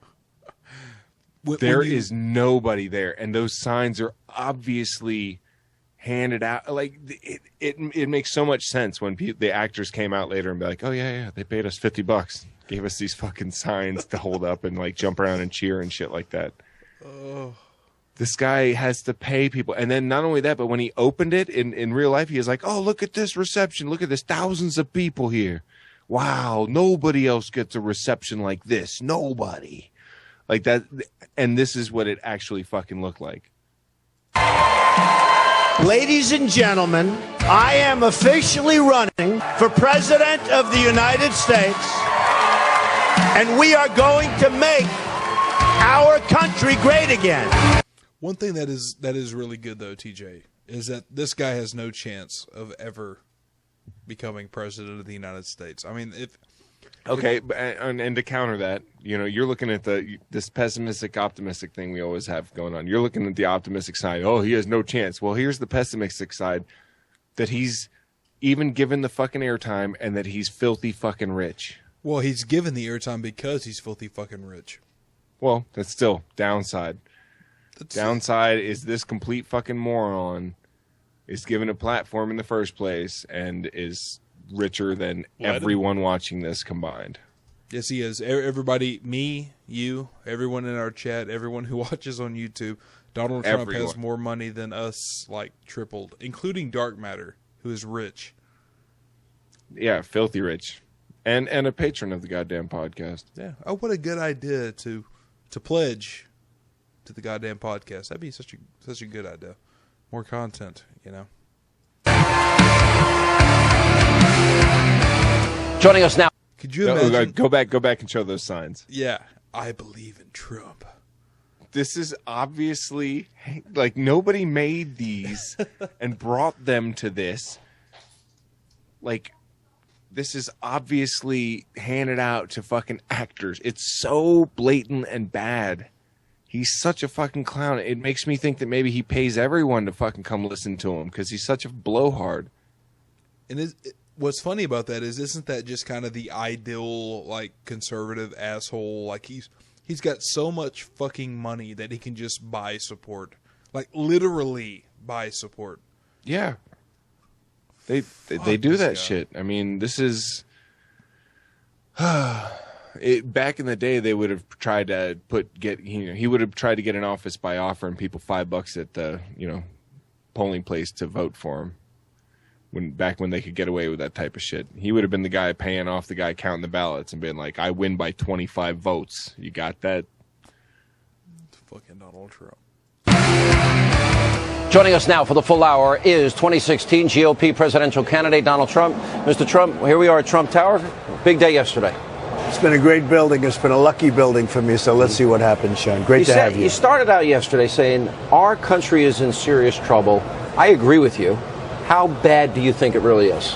Well, on every front. If you look militarily, they're laughing at us. This couldn't have happened. Can you imagine General MacArthur or any of our great generals putting up with what we're putting up with ISIS? What we're putting up with ISIS. Dude, we're bombing the fuck out of ISIS. Exactly. And we're like, he goes on later. I guess I'll just address it when it gets there. Okay. It gets worse. They're just scoffing at us. They're laughing at us. They're taking our military equipment. We give it to our so-called people that we're helping, and they run and they flee. So the other day we lost 2,300 Humvees. That's impossible. 2,300 Humvees. We lost them. That's impossible. No, we lost billions of dollars during the Iraq War, you dipshit. We're just funneling shitloads of money into the military. If the military can't do what they do properly with the amount of money they're getting already, then it's just not going to happen. It's very, very well said. The American military is so fucking overfunded. It is ridiculous. And if you can't accomplish your goals with all that fucking money, then those goals just can't fucking be accomplished. And the fact that they're laughing at us. Ask Gaddafi how much he's laughing at us. Ask Osama bin Laden how much he's laughing at us. I'm just saying, it's not like shit hasn't been done. I mean, it isn't, let's invade an entire fucking country and declare war on like 2 fucking countries and then have a war at home and shit like that. What your camp did. Let's not do that. But nothing's getting fucking done, and they're just laughing at us. What we need is Donald Trump, because he's gonna apparently pick the next big general that. Does he not think that there are the generals that are there are competent? Is that what he's saying? All of our current generals are incompetent, and unless Donald fucking Trump picks one. How do you know about the military? When did you serve? What was your rank? Huh, Donald? You know fucking nothing. All you know is about fucking lending out your name for money and having your fucking businesses go bankrupt. Yeah, declaring bankruptcy, what was it, 7 or 9 times? A shitload of fucking, way too many times for someone to still be this fucking rich and relevant. 2,300. So our country is in unbelievably bad shape. Economically, trade-wise, militarily. As he said, trade-wise, because it's... If you're really going to vote for a guy like this, who do you think he's going to back? This is a fucking billionaire. Who do you think he's going to back? Be honest in that. Dude, of course he's going to back his fucking buddies who are as rich as he is. He does not give a fuck. He's proven that he doesn't give a fuck. If you read the dissent from the gay marriage ruling, you see how fucking stupid some of the Supreme Court justices are, and it totally makes sense why we have things like Citizens United, and the Hobby Lobby ruling and all this kind of shit. It totally makes sense because they are so bought and paid for and put in that place by people who are all bought and paid for, and they understand how the fucking game works. And I guess it's a problem with democracy in general, because it's always going to come to that. Yeah. It always, I guess it'll just, you could press the restart button and it would only take, a few decades before it was right back where we started. It's just human nature. Yeah. Weapons, they don't even know if they work. Now, you don't want to use nuclear weapons, but I watched reports and I read reports. They don't even know if the phone system, the wires are 40 years old. They don't even know if the phone system works on nuclear weapons. What we're doing, we're becoming like a third world country. So we need help. And, I've been telling you, and I've been saying it to everybody. America is becoming a third world country. Okay. Yeah, we don't even know if our nukes work. We should probably go test them, Yeah, let's test thinking about dropping some bombs, some nuclear bombs on ISIS, Let's, because we don't know exactly where they are. Let's drop them in Syria. Let's try Iraq. Fuck it. That's Donald Trump talking, dropping his own bombs. But I believe a few bombs are about to get dropped on Donald fucking Trump. Dun, dun, dun, dun. Welcome back to Hannity. We continue for the hour with 2016 GOP presidential candidate Donald Trump. All right, short segment, quick answers. These are going to be great. We can take these point by point, TJ. All right. Point by point. They're really quick. Okay. Let's go through some social issues. You are pro-life. Yes. Rape, incest, mother's life, yes, exceptions. Exactly. Okay. Pro-life. He's so conservative. With exceptions, I guess. Gay marriage. I am traditional. I am for traditional, and it's a changing format, but I am very much for traditional. Actually, we can't. I guess technically, TJ, this is the first show we've done since the gay marriage ruling. It's not a changing format. It is a changed format. It's done. You've lost. Gay marriage is legal in the United States. Done. It doesn't really matter what the fuck they say anymore. And they're going to, of course, play the victim card because they didn't get their way like a spoiled fucking little brat. Of course. But are they going to touch on his traditional marriage as the fact that Trump's on like his fourth wife or some shit? No, not in this one. They don't. Oh, they don't. I thought he was on his. I thought he was like on his second or third. He's on his fourth. He's. I believe he's had 3 divorces. He might have married the same chick twice, but I don't know. He's had 3 divorces. It still counts. Colorado marijuana. Well, I don't like what's coming out. I mean, if you look, I'm all for medical marijuana and help, but what's coming out is some really bad things are happening in Colorado with respect to people. So I would have to look at that very, very States' seriously. rights versus the federal government intrusion? Well, I think so. But by the way, I just want to go back to the marijuana. A lot of bad information is coming. You know, a lot of people were all in favor of it, and now all of a sudden they're saying it's having tremendously damaging effects to the mind, to the brain, to everything. So it's a big... Well, dude, good. I've heard smarter fucking potheads. You know, Donald Trump is a complete goddamn moron. Carl Sagan smoked weed. All right, he was, and then you look at Donald Trump, who's like, I'm sober or some shit. This guy, he talks like a goddamn buffoon. At least if he smoked weed, he'd have an excuse. TJ, do I need to show you or remind you of the video where Nancy Grace showed you the child smoking pot? Do I need to? Look, no. TJ, look. I know.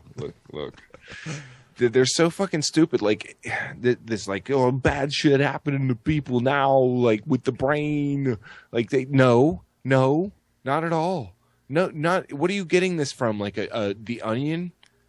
Like, there's no fucking study or report out there saying, like, people's brains in Colorado were going to shit because they legalized weed. What we do know about what's going on in Colorado is that they're making more money than they expected to make. The revenue is going to school districts and shit like that.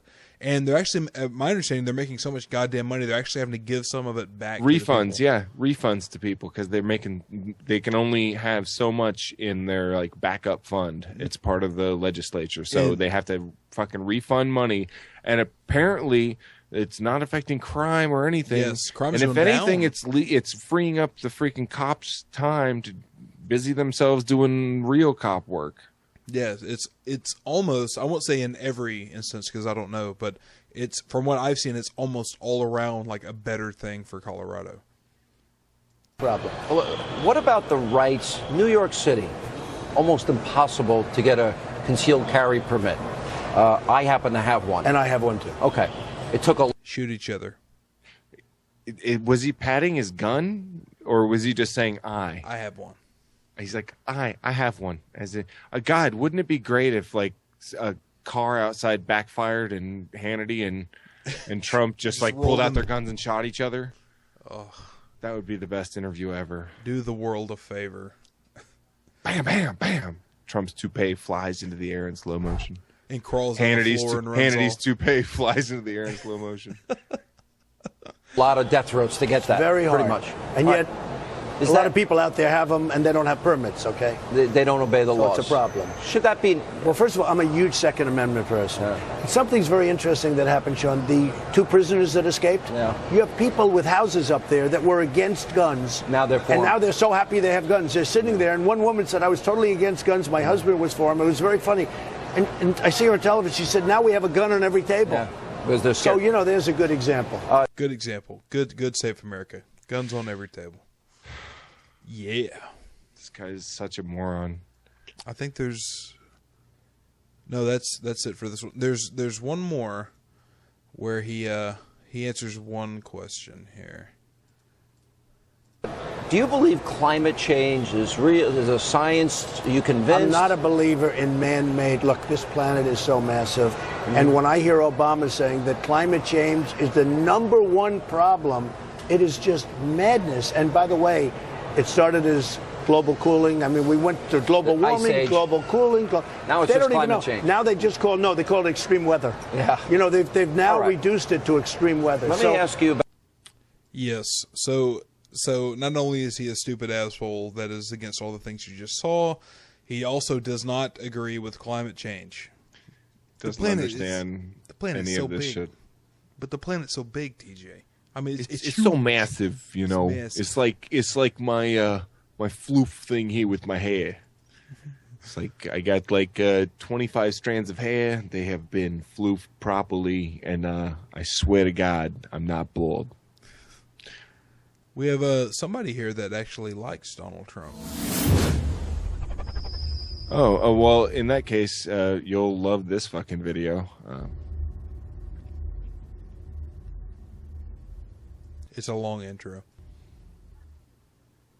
Okay, here we are. And which Republican candidate has the best chance of winning the general election? Of the declared ones, right now, Donald Trump.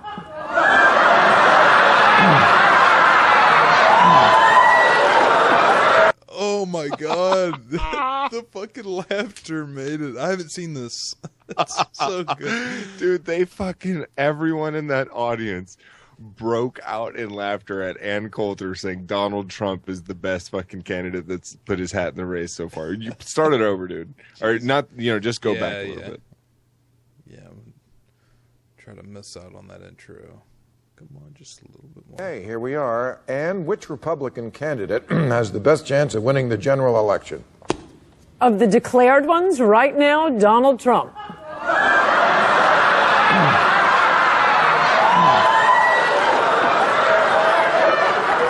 I especially like. Well, what about of all of them? I mean, Scott fake Walker. laughter from the audience.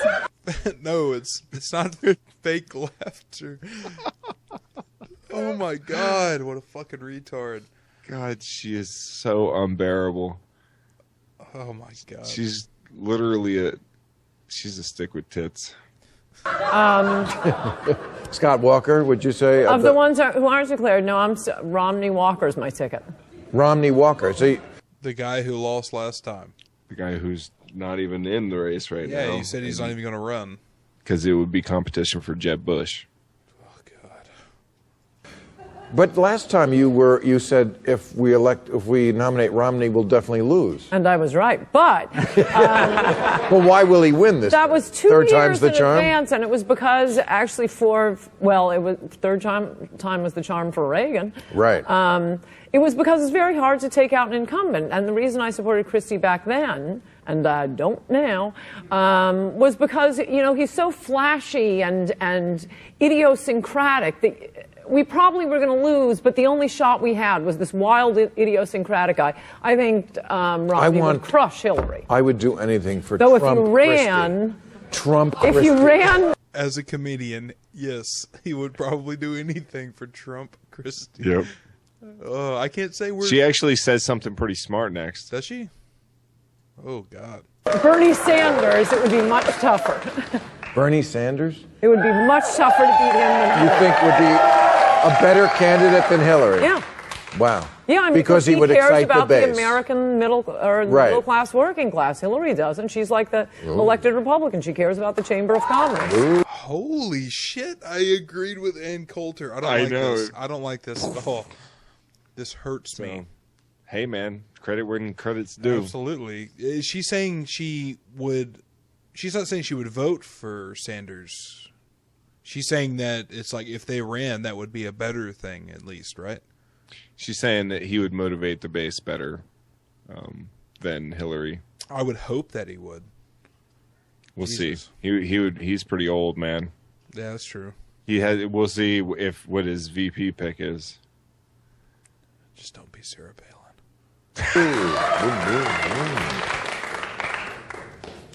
Reactions panel? It's going to be Marco Rubio. Well, you think it's going to be Marco Rubio? I think Marco Rubio's got the best chance. And if you saw the announcement he gave, which followed a couple weeks ago, followed Hillary Clinton's, stark contrast. He talked about yesterday, a candidate from yesterday, gave a speech about yesterday. I think Rubio has the charisma, the sort of freshness. He's Hispanic. Really? Rubio is like super bland. Really, really bland. Like, oh man, like he's Hispanic is what he's about to say. He speaks fluent Spanish. Oh yeah, that's okay. Yeah, that'll work. That's going to go over really well with conservatives. Yeah, just like Black Obama has been doing so well. They're so open-minded about this kind of shit. That's not nothing. He's Cuban. But he speaks fluent No, Spanish. I understand. Yeah. Sure, as they do in Cuba. Ted Cruz doesn't speak Spanish. Are by the way. Cubans also rapists? No, they're good. I think they're good. They're good? Okay. All right. Now, that's a joke. Yes. Are we also going to hit that? The Cubans are rapist jokes? No. Yes, yeah, I know what you're... Yeah. You know what? Let's go ahead and hit that right now. That joke is referring to this. NBC Universal has cut its ties with Donald Trump, citing his derogatory statements, calling Mexican immigrants rapists, drug dealers, and criminals. Somebody has to come out and tell it like it is. The real estate mogul stood by those comments before a packed house in Chicago, quoting a report by Fusion, owned by Spanish-language channel Univision and ABC. They think it's like Mother Teresa's coming across the border, okay?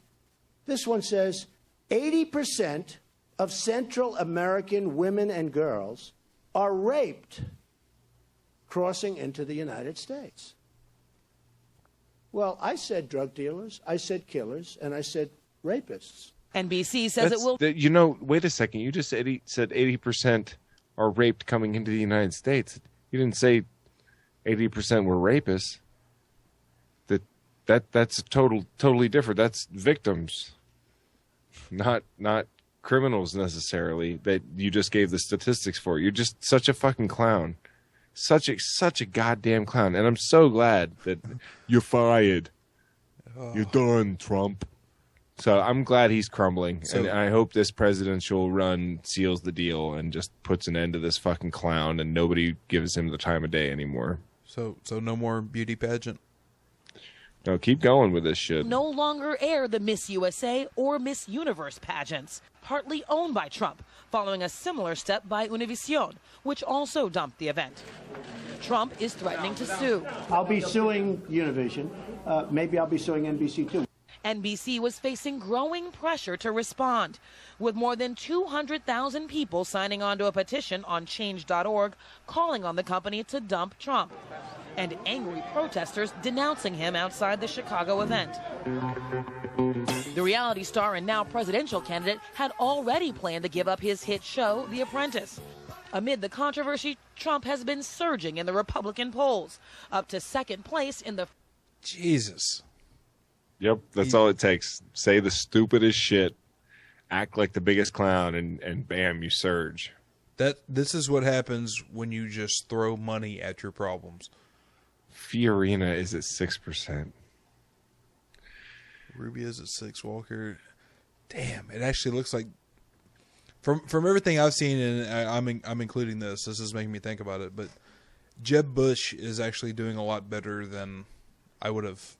How ironic would it be if it was Bush versus Clinton? That actually might be how it ends up shaping. I mean, hopefully. God, why do we keep doing this to ourselves? Fuck. Hopefully, Sanders will take that, man. But Bernie Sanders has a lot of work to do to beat out Clinton, because I actually agree with Bill O'Reilly on that. I mean, there's a lot of a lot of people are just kind of ready for that, the first female president and stuff. And I wouldn't vote against Hillary because she's a woman. That's retarded. But Hillary's a piece of shit. So I've got a solution. Let's give Bernie Sanders a sex change, and then make him the first trans woman man thing. First trans. That sounded terrible. You know what I mean? Man woman thing. You know what I mean? I'm trying. Sometimes it sucks, and I feel guilty for trying to be funny. Is it white? Sometimes when the jokes fall flat, it just sounds like I'm a douchebag. But you're not really an asshole. You know what I mean? I'm not trying. Well, maybe I am a little bit. It's kind of my thing. It's kind of my gig. This is another one on the same subject. When Mexico sends its people, they're not sending their best. NBC says it's cutting business ties with Donald Trump. because of his recent remarks about Mexican immigrants. They're sending people that have lots of problems, and they're bringing those problems with us. They're bringing drugs, they're bringing crime, they're rapists. That's Trump during the kickoff of his presidential campaign back on June 16th. He also called for building a wall on the U.S. southern border with Mexico. NBC says it will no longer air the annual Miss USA and Miss Universe pageants, which had been a joint venture between Trump and NBC because of what it calls Trump's derogatory comments. In Chicago Monday, Trump said whatever NBC wanted to do was okay with him, but said he might sue. He also reiterated his immigration stance. But I've been very strong on immigration, and we have to be. And I've taken a lot of heat, and it's unnecessary, very unfair heat, because, first of all, I love the Mexican people. I have a great relationship with Mexico. He has a great relationship with the Mexican people. He with loves all those them rapists and drug dealers and criminals. Dude, fuck Donald Great Trump. relationship with them. We are What a done clown. with you, Donald. Fucking Donald Trump.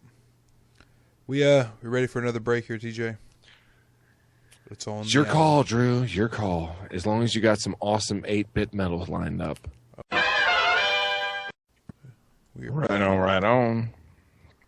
Yes. All right, let me give something else away real quick. This will be a first to hit it in chat type of deal. I love international included. How's that? Damn, we're just getting silly now. All right, so this is for it's for a Metal Brothers sticker, a goddamn podcast sticker, and an Our Daily Bread that somebody recently gave me, and that can be yours if you can tell me, the first person in the chat to tell me the date of the first episode of the goddamn podcast. You know, it's kind of embarrassing that I never know the answers to these questions. I know it. Obviously, I have to know it. The date.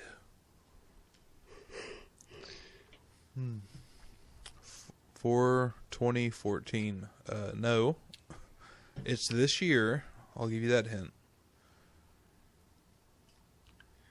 420 was a patron-only show. Wow, you guys are 9/11. Yes.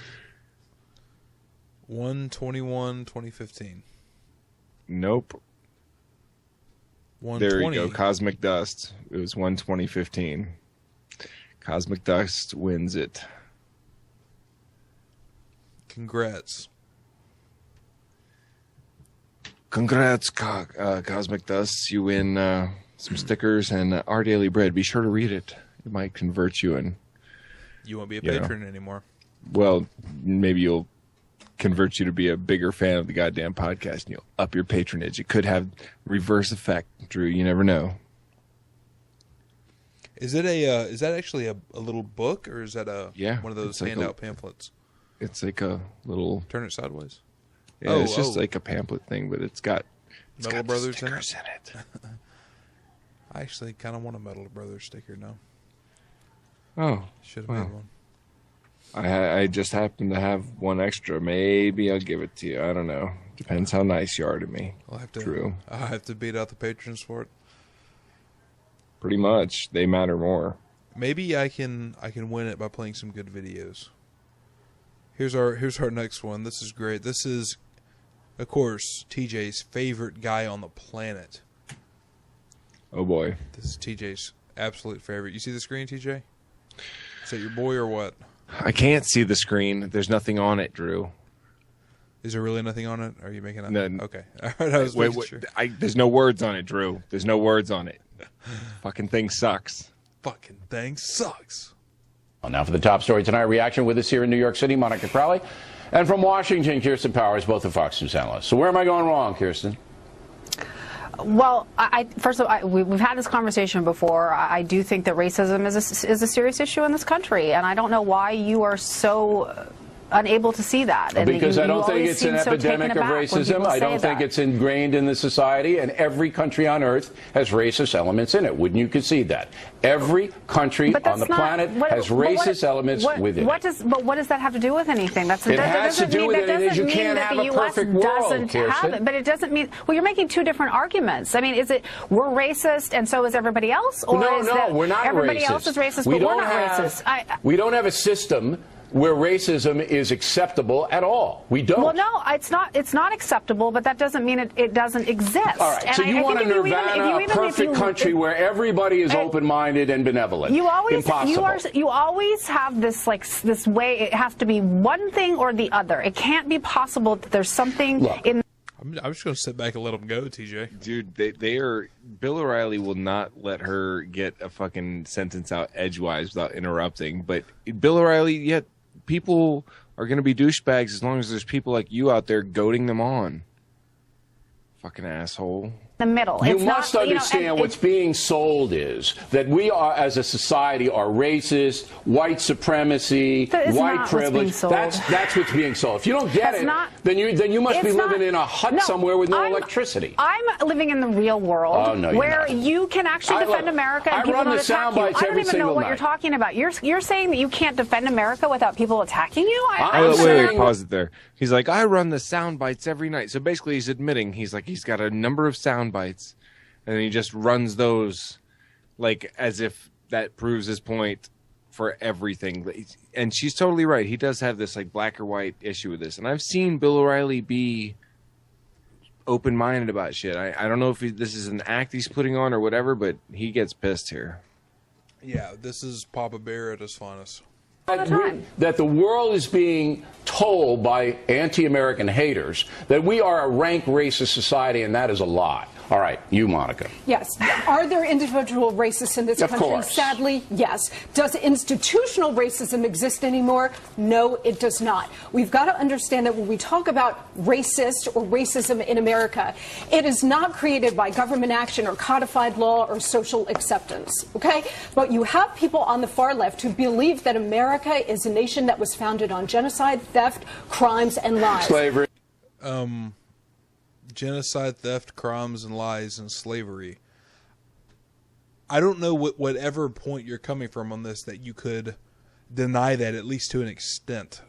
That it's, I mean, and of course, the past is past, but I mean that doesn't make it not true. I mean it was. I mean it's from the year 1500 to the year 1900. There's over 10 million Native Americans that were wiped out, and not all from like murder and stuff. There's spreading disease and things like that. I get that, but you can't deny the trail of fucking tears. The only trail of tears these guys know about is the trail of their own tears. Well, they like to play the fucking victim.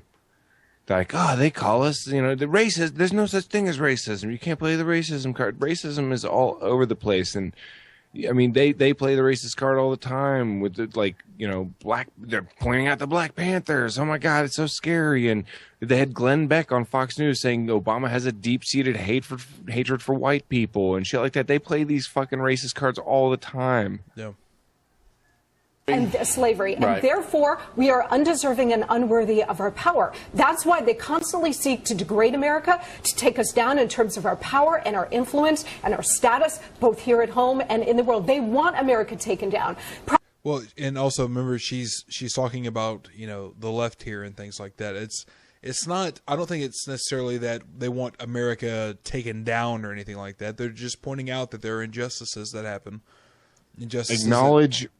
Acknowledge your mistakes. Yeah. What kind of awesome country are you if you refuse to admit when you're fucking wrong and you just bully people around with a superior military? Right, and you have to remember these are the same people that want to on the I think it was the Oklahoma education and stuff like that. They're just like, they're trying to teach people that slavery happened and that there was pretty much shady shit that happened in America's past, and we need to just sweep it under the rug. But the school wanted to actually teach, or the curriculum was going to teach that, this shady shit happened. It's like, well, you need to teach that this shady shit happened so we don't repeat the problems of the past. How are you going to teach why Abraham Lincoln was important if you won't talk about slavery? Right. You know what I'm talking about? Like you can't. Yeah, it makes no sense. You have to give a social context of the situation for it to make any goddamn sense whatsoever. I'm going to grab a drink real quick. Go ahead. Problem is we have enough enemies like ISIS and Russia around the world trying to do it from the outside. These are folks on the inside who hate this country so much they're trying to take us down from within. You're making a lot of noise there, which is rude to Monica, and I don't think you want to be rude. You're snorting out there, and I want you to knock it off, all right? I am not snorting. I just don't know what you guys are talking about, and I don't, this idea that you can say that if you don't know what we're talking about, then you're not watching what's happening in the country. Right, because unless I think just like you, that I must not be paying you're attention. in a state of denial about what's happening. That's what you're in. The thing that actually made me gasp, not snort, was this when Monica said that you're doing a derisive snort, and I want you to knock it off. I am not, Bill. Why don't you knock it off? I'm trying to knock it off. I want you to knock. It's a derisive snort. Like I've never done that ever, and I don't interrupt people. I want you to knock it off. And I don't Get the tell fuck people out of here, you hypocritical piece of dog shit. This is the same guy that doesn't tell people to shut up. Remember? He hates the taste of his own medicine. Yeah. Finish the really sentence. Cannot stand it. I did not. Monica and I are fine. Trust me, we have a very good relationship, and I respect her a lot. The issue that I made a noise about that upset you so much is this idea that there's something crazy about talking about the fact that slavery was part of this country's history. That there are people out there that believe this. That we believe this. This is what happened. So what? I mean, we have tried and tried and tried as a society to overcome that. Actually, I have to say on that, we have as a society maybe tried to overcome that, but what he's pushing for and what a lot of conservatives are pushing for is, like I said, this kind of sweeping it under the rug. Let's pretend that never happened because it's a bad thing. And we don't ever want America to look like it's done a bad thing. Well, exactly. It is. It's a bad fucking thing, and it should be stated. I mean, we learn from the past so we can move forward. That's what you have to do. And I acknowledge that it's still in play. But we have a legacy from that. So, yeah, but we're trying to overcome the legacy. How? There are laws, civil rights legislation, really? All right, fast track, entitlements, affirmative action. I mean, how many more programs can we have? But that's not. I don't even understand how that would help account for slavery. I mean, it was a historical injustice that the country is trying to make up for. But the point is that we have for fucking slavery. Like, and by the way, like he's against all the kinds of programs that would specifically help black people or whatever. And I understand that it's been a while. None of us own slaves or anything like that. Right. And I get these points, but Jesus, you cannot deny that black people are set back a certain degree because of all of the bullshit they had to go through and the racism that's still out there. You see, I mean, I just watched a video of a guy on the subway, a black guy holding his daughter, and they claimed that he didn't pay his fee or something like that, and they were trying to put him in cuffs, and they were like wrestling with him while he's holding his fucking daughter. Like, and I'm not saying that's just racism or whatever, but it's kind of strange when it's black people like almost all the fucking time that you're catching on these things. And I know it happens to white people too, but damn, there's far fewer black people, and for it to happen to them so often, I mean, that's pointing to something. Yeah. This is not like white guilt or anything on my behalf, trust me. Oh, here goes TJ with the white guilt. I said it's not white guilt. Check your privilege, TJ. White cis. Acknowledge that because of that everybody legacy, acknowledges. Every sane person acknowledges it. Everybody does not acknowledge that. Well, That's then you're talking about the lunatic fringe. No, it's not the lunatic fringe. There are actually a lot of people in this country who are racist, and you just refused. I really have to wonder. Like, all right. I have to wonder about why you can't see what's happening. One thing I will say, it does seem like they're talking about two different things. But I do think it's mostly O'Reilly's fault for not picking up on what she's talking about.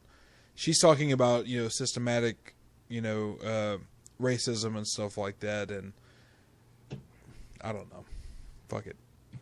Because most Americans are not racist. They're not. Really? So how many black really. friends do you have? Really? How many black friends do you have? If you think most Americans are racist, I'm ashamed of you. I'm asking you a serious question. I'm ashamed of you. First of all, I didn't say most Americans were racist. You just said it. I said, well, if I said that, I meant that we have racism in this country. She did imply it, though, didn't she? Yeah, but I mean, look, racism exists at varying degrees all over the fucking place. Yeah. I mean, to be truly unracist is to be kind of like blind, I guess. Like, race exists, and there are. It's to be racist that is the problem, not to acknowledge that there is race or there are issues within races, or, you know, but to instantly jump at, like, if you're watching a black boxer fight a white boxer on a video on YouTube or something like that, immediately you see just racist comments all throughout that comment section. Anytime it's something like that, race immediately comes into it. I'm curious though, like what do you kind of think about the idea that and you hear it a lot, it's the way the left does kind of do this thing where if it's, for instance, and this might be a little off topic, but on the topic of racism, where, for instance, when a white person attacks black people, it's almost always off the bat considered racist, and if a black attacks a white person, it's not always considered racist. In fact, I'm not even absolutely convinced that it is even most of the time considered racist. I don't know. I disagree. You don't think it is? I don't think that people on the left necessarily see it that way. That, like, when one person attacks another, it's only racist if it happens in one direction. Like, I don't know. I'm sure there are some people like that, but I don't think that's like a thing that all liberals. Well, no, I wouldn't say all liberals, but I think there's a quicker tendency. For instance, have you seen like the recent video where the two white girls are sitting in the park or whatever, and the one's holding the baby? You seen that one? Yeah. Yeah, and the black girl, like, you know, pretty much like rips her out and stuff. I'm not saying that was necessarily motivated by race, but you know what's being said on there. There are people saying that, you know, this is racist, this was a hate crime and stuff like that.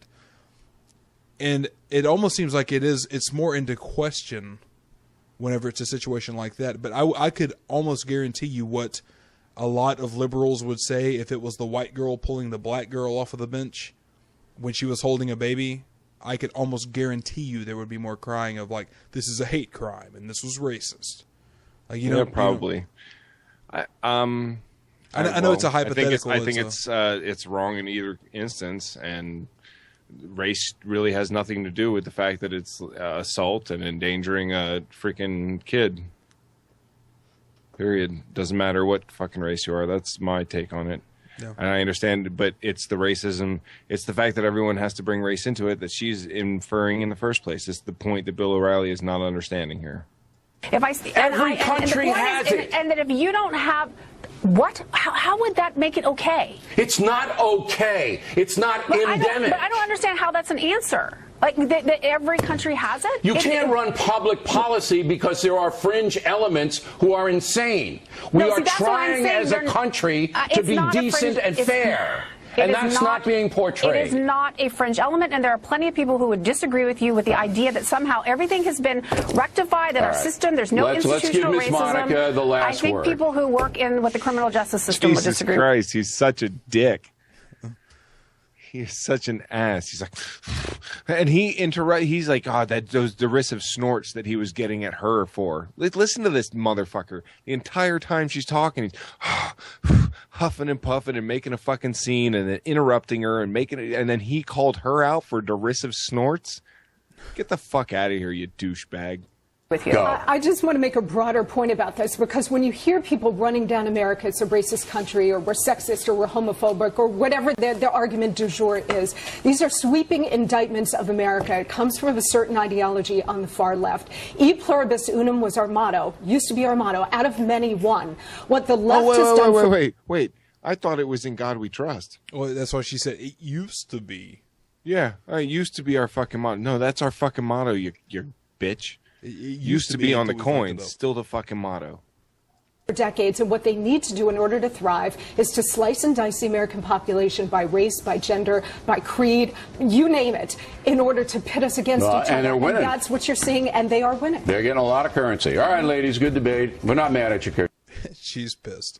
Yeah, look, let this finish off. He's like, we're not mad at you, Kirsten. Here, watch. Sorry if I mischaracterized what you were doing, all right? But want respect for everyone.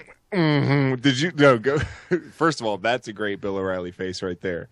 But you got to go back to that girl's face. Pit us against each other. And they're winning. And that's what you're seeing, and they are winning. They're getting a lot of currency. All right, ladies, good debate. We're not mad at you, Kirsten. I'm sorry if I mischaracterized what you were doing. Right there. All right? Yeah. Fuck you, Bill O'Reilly. God, what a douchebag. Why would anyone subject themselves? You'd have to pay me a lot of money to subject myself to that shit, like on a weekly or daily basis, or however often they're forced to fucking go on there and deal with his fucking faloofa waving ass. Falafels. We have another Bill one here that actually I think you and I are both going to agree with Bill O'Reilly on. Prepare yourself, chat, for this. All right, finally, in Portland, Oregon, there is a grammar school, I believe, and the principal believes that having a peanut butter and jelly sandwich, Gutfeld, is racist. It is. It is? It is. I remember as a child, one peanut butter and jelly sandwich actually called me a honky on the bus. It's a horrible sandwich. No, this is the end result of suppressive tolerance. We live in a world where we're governed by hurt feelings, so that anything could be offensive, including a nice little sandwich that your mother puts in a bag. The worst thing about it is the grease spot. Yes, at least so far, I am in absolute agreement. This is just... Did Greg Gutfeld make a funny? He did. He made a funny. He called the peanut PB&J sandwich. Called him a honky. Called him a honky. This is the this sort of idea that everything is, I guess, bad in some way. This is where racism shit. Where it goes too far. That leftist thing you were pointing out earlier. This goes to prove your point. Yeah, I mean, well, this is like almost an extreme example of it. I mean, there's other shit we could point to, but this is just like. Are you serious? Like, I would feel so embarrassed trying to tell somebody, like, you know, if I was a principal of a school and I was like, well, they should be eating PB&J sandwiches. Somebody's like, why? I was like, oh, it's racist. I'm offended. You know why it's racist, Drew? Why is it racist? He explains. But yeah. Oh, you gonna tell me? Or? No, go ahead. If they don't say it, I will. On the brown bag. I hate to hear what she thinks about solid white tuna, because I love me some solid white tuna. But I will say this. I went to a gourmet peanut butter and jelly shop here in Manhattan this week to check this out. And on the menu on the wall, I saw the David Duke peanut butter and jelly on white bread. The KKK peanut butter and jelly. Right, and they had the Farrakhan peanut butter and jelly on pumpernickel. To give the, so she may be right. To give the point of view of the teacher that you just saw there, Vernice Gutierrez, who teaches at the Harvey Scott School in Northeast Portland, she says that peanut butter and jelly sandwiches are made by people who have white privilege. That minorities don't eat peanut butter and jelly sandwiches, therefore it's a racist sandwich. They paid $500,000 to a group to analyze this. That is the true outrage. Who's they? I don't know. Do you think I actually read these articles? Okay, pause it right there. First of all, that's not at all the argument is white privilege. It was actually that it was the white bread that was not... Like if some people might want it in a pita bread or something like that. That was the issue. And it's so weird. And this same school, by the way, had something where they had a drum class that you could take during lunch that was only for black and Hispanic boys, not white or Asian boys. Only it was so fucking strange, and it's. You know, you can't solve racism by going in the other direction. Yeah, it's the same way I feel about feminism. You can't solve the problems that women went through in the past by going too far in the other direction. Right. And like saying like, oh, and if women get paid less than men, we'll just pay men less. That doesn't solve the issue, you dummy. You're just trying to punish people, and that's not a way of getting true equality. Right, and you're talking about going in the other way and stuff like that. That's one of the reasons I was bringing that up earlier about the situations of would this be seen as racist if this race did it and things like that. I mean, because all these things that have come out and stuff. For instance, this asshole shooting up this church and shit like that and killing these people and stuff like that. And even I was watching the Young Turks were even saying that the number of white terrorists or whatever is like way higher than Muslims and shit. Of course, it doesn't take into account that there's Muslims that make up less than 1% of the country, and it starts taking account the day after 9/11, things like that. But when they're talking about shit like that, I don't understand when the left is bad about this. When they're portraying this sort of thing, like there's this epidemic of white on black crime and things like that, the stats don't show that. The numbers don't show that. It's one of the things I have a really big problem with the left and stuff like that, is some of these things that come to race. I understand there's systematic racism. I get that. That's racist, Drew. Well, there's a lot of problems. Well, if I'm racist for saying the stats, then I guess I'll just be fucking racist, because the stats show that the epidemic is not white people killing black people. Black people kill white people at much larger numbers. It's actually, well, look, there are more white people out there. You have to take everything into consideration. I'm not doing any apologies for murderers of any fucking race or people that harm other people for racial reasons or otherwise, but that's not something I'm going to jump to anyone's defense for. Right. But at the same time, like, I'm not asking you to. I'm just saying, like, that is an issue. That is an issue for the left, because I would say, as a true progressive, you cannot ignore the facts of reality. I'm not saying you do. I'm just saying that's something that happens on the left a lot.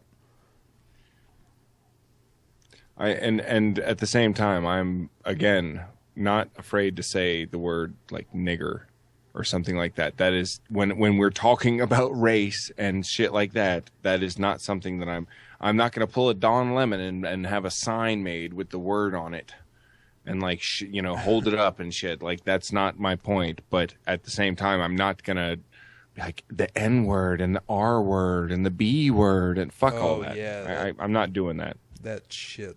Yeah, fuck that. But we're moving on here. We got some more goodies. Oh, this is another one of TJ's favorites. I know you. Oh man, he's Todd Starnes. He's the coolest. He's so cute. He's so cool, you guys. Oh my god! If I was gay, I'd totally want to fuck him. I bet he's got a really tight, fat butthole. You could do better than Todd Starnes, bro. I'm just saying. I'm letting you know, TJ. You're at least a 6. You could do better than Todd Starnes. Let's have a rating in the chat. Let's see. Everyone on a scale of 1 to 10, what do you rate me? And then we'll do Drew next. I'd rather not. Yeah, and then we'll do Todd Starnes.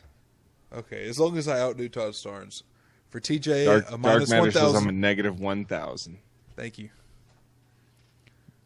6 to 8. I'm hearing a lot of the 7-8 range. Oh, Misty gave me a 10. That's all that matters. 5, 6. Okay, so I guess we would probably put you on average, maybe about a 7. I don't know, man. Seeing a lot of 8s and stuff there. Well, 9/11 is a good answer. Thank you, Damien. All right, I'm gonna say 8. Now let's see what Drew's scores are. We'll go by what Godless Lesbian says. Oh, Drew is a 10. Thank you. Oh, a 420. A 412. Drew is a negative 1,001 from Dark Matter. That's not nice, Dark Matter. 10, 10, 5, 8, 3. Fuck you, pumpkin. I will not sign anything going to Northern Ireland. I'm a 6 to 6. I'm going to give you a 7.5. It was close, Drew. Pretty close. And now let's see Todd Starnes here. Yeah. Todd Starnes. Oh, Todd Starnes getting a lot of 10s here all of a sudden. All right, this next one is for Todd Starnes. What do you rate Todd Starnes as?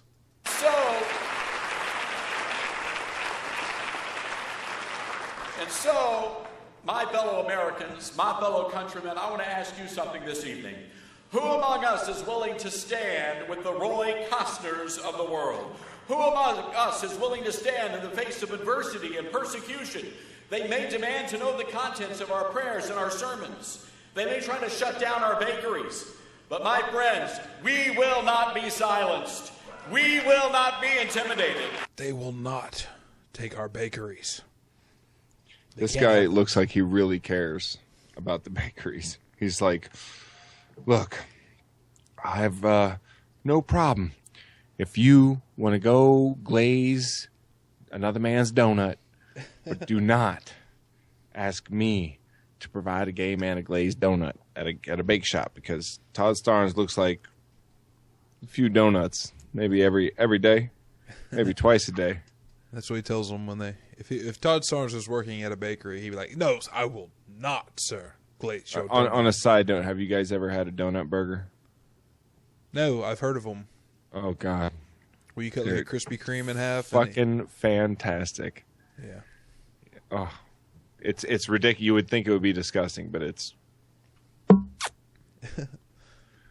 Now I know things may appear to be hopeless, but friends, hope is not lost.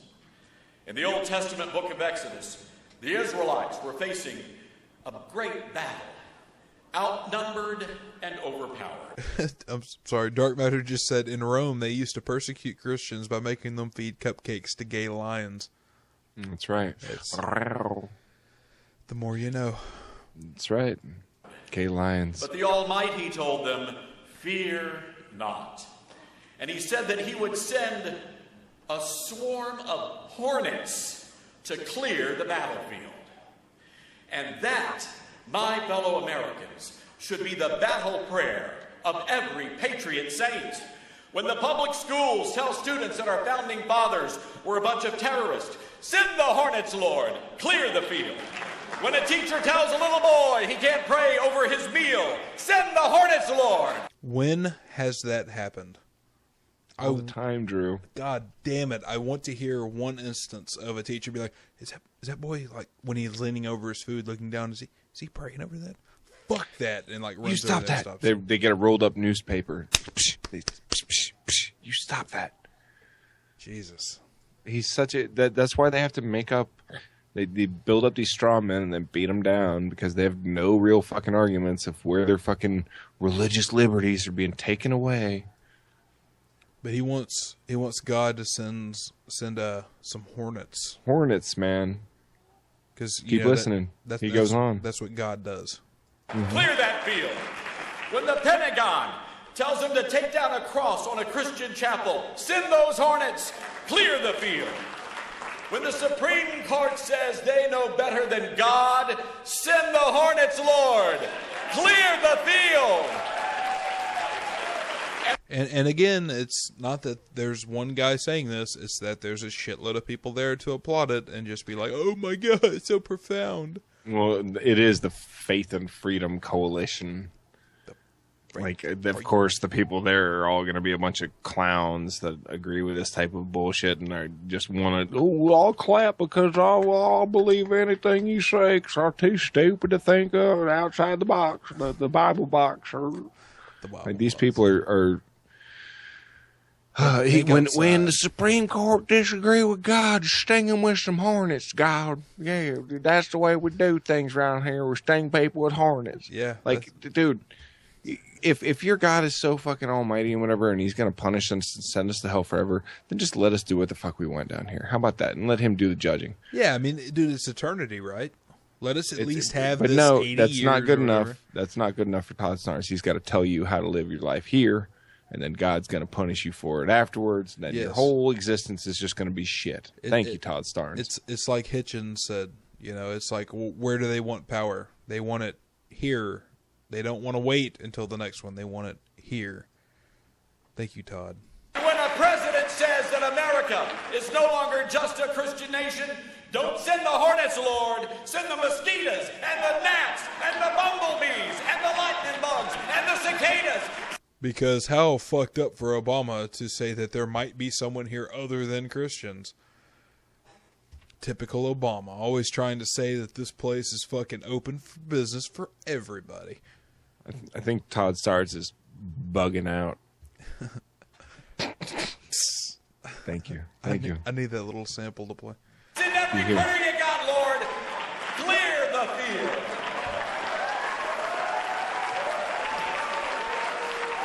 All right, bring in the bald fuck. Are we going to do that? Yeah, we're going to do it. This is... You ready, bald fuck? Very active in the chat, so apparently he wants in. Oh, God, we got to feed his ego. The bald fuck. You ready, bald fuck? Where you at? Come on, bald fuck. Where's he? You just got to look for the bald fuck in the picture. He's like Todd Starnes, but without hair. I don't see. There he Search. is. Jesus Christ. You're going to have to share screens again, probably. Call filled. Don't you dare hang up on me, Dark Matter. Oh, he says hang on. No. No. There's No. Maybe you don't understand how this goddamn podcast works. I think maybe we should let him know, TJ. We have to No. go drag his mic from across the room. Could just call him again. Just keep calling him. Oh, It's nonstop. You're getting on here, Dark Matter. You don't have a choice. Oh, is he here? You'll know. You'll know when he's here.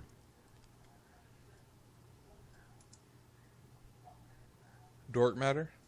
Dun dun dun dun dun dun dun dun dun dun dun dun dun dun dun dun dun dun. Dark Matter, you here? Don't matter. Hello. 1-800 don't matter. Uranus to dark matter. He's probably trying to find his mic. Testing. Don't know. Testing. Testes. 1, 2. Testes. Okay. All right. Oh, I had to change my speaker settings. Oh, okay. You sound a little bit better than normal, but you're still going. It's a shame. I'm using my new mic. It doesn't fully get like I still have that microphone nasally malfunction that makes my voice sound nasally. Every microphone I buy has this nasally malfunction thing going on, and this one might be a little better. It's slightly better. It's still maybe it's like sending some kind of electronic signal that's blocking up your nostrils. Oh. What do you think of Todd Starnes here, Dark Matter? Send the Hornets. It's like advanced Dungeons and Dragons. He's got a podium. He's got an audience. He's talking about summoning the insects. Advanced Dungeons and Dragons, otherwise known as ADD. Oh, Jesus! Oh, fuck! How you doing tonight, Dark Matter? You doing good? I'm pretty good. I'm happy to come in after the show's racism kind of dropped off a little bit. Oh, yeah. I wanted to avoid the race war. So. That's because you're a fucking blue-eyed skinhead. Of course, you want to avoid that. It's like, yeah, probably better just go ahead and back out of that one, Dark Matter. Mm-hmm. That's right. I don't appreciate you guys making fun of my disability. Look, he's like, I was born a racist. TJ, you almost let me forget to go ahead and close the bars. If you know what I mean. You know what I mean, TJ? Yeah. You're in you there need to now. get the soundboard going, man. I'm gonna let him out, man. So far, he's good. I'm waiting for him to tell like a horrible, like another whoopee cushion joke. And oh man, god damn it, I'm slamming them bars. If you guys want a funny video, don't go to your channel. Is that what you're gonna say? I found some Alex Jones gold, but we love us some Alex Jones. Link it. Link it in the IM for. Oh wow, I've got a lot of IMs. I should have been paying attention. All right. It's like a 12-minute video, but let me see if I can find the part where it gets hilarious.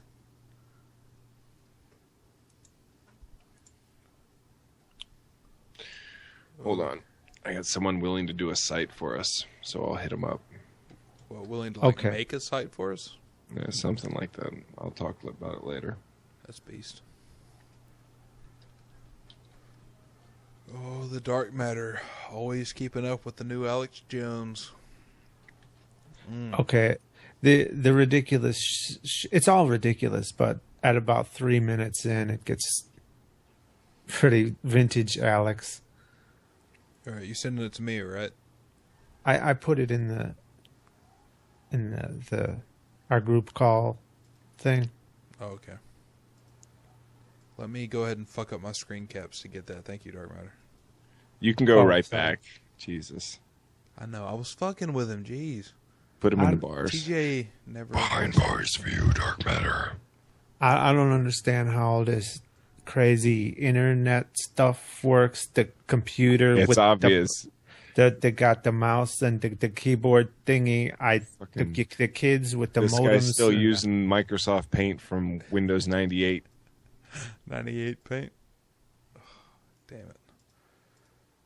Okay. And you said around the 3-minute mark? Yeah, I don't remember what he says before that, but I just know that around 3 minutes is when I started cracking up. It started at 2 minutes then. Okay.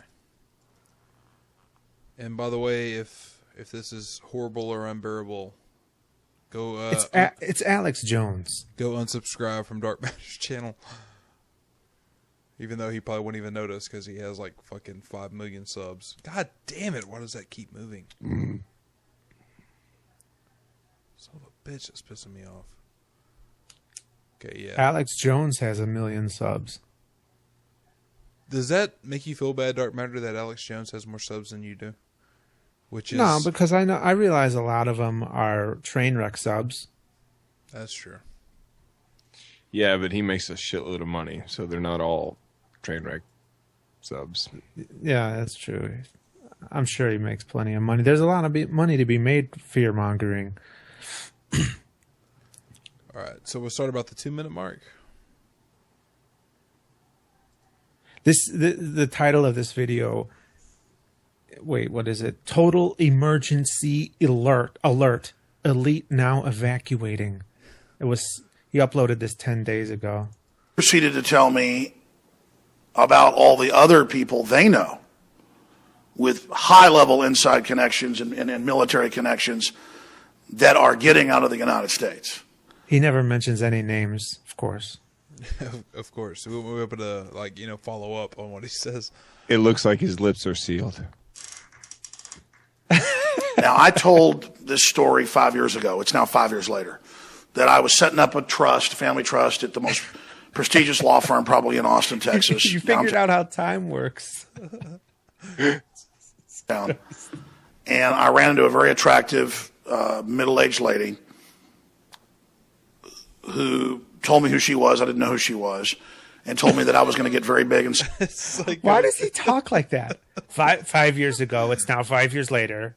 She told me who she was. I didn't know who she was. Why does he? She said I was going to be very successful. And look at his face. That's a good freeze for him. God. That's like, oh, bro, I'm so high right now. Oh, man. High on potent fucking Alex Jones. He's like, dude, he's full of Alex Jones juice. He's one, like most people are 80% water. He's 85% Alex Jones juice. Wait, what's the other 15? Bullshit. Bullshit and insanity. And that she was preparing to leave the United States, and then other elites were already leaving to New Zealand and other areas. And then I talked to some Hollywood folks, and they knew about James Cameron planning to leave the United States. And then later that ended up happening. Oh, there's a name. Did James Cameron move? It's got to be a conspiracy. Anybody that moves abroad is obviously trying to jump a sinking ship. He probably bought like a house in Italy, and Alex Jones is like, "Oh my god!" James Cameron, the director. Did I just say that James Cameron is trying to jump off a sinking ship? Oh my god! Oh, that joke sank like the Titanic. Well, so he could be, just like filming shit, somewhere else. So the point is, for all these years, I've been hearing about this. And then it comes out in the London Guardian about the elites running to New Zealand and the Cook Islands and Luxembourg and all the billionaires leaving Israel and in the last few years, all of them. And it just started mounting. And now we see what they're running from, what they've been told. And so I've been so close to it that you wait for this stuff to basically happen forever. You work as hard as you can to stop it from happening. But then you enter a territory where I'd say there's about a 50-60% chance we're going to have a... Hang on. This is where it's going to happen. Okay, wait, but I want to first point out that it looks like he's in a hotel room or something. Yes, that's a mirror behind and him. He's got like speakers set up, and there's someone filming him, but with a mirror behind him. So the guy's trying to keep himself out of the shot. And like they have like a computer set up on a little stand over by the bed. They're doing porn. Like this is so fucking weird. Yeah, that is. Yeah. Major war with Russia set up. Wait, Drew, go back a couple seconds. You wait for this stuff to basically happen forever. You work as hard as you can to stop it from happening. But then you enter a territory where I'd say there's about a 50-60% chance we're going to have a major war with Russia. There's going to be a total worldwide financial meltdown. Like, where the fuck did that come from?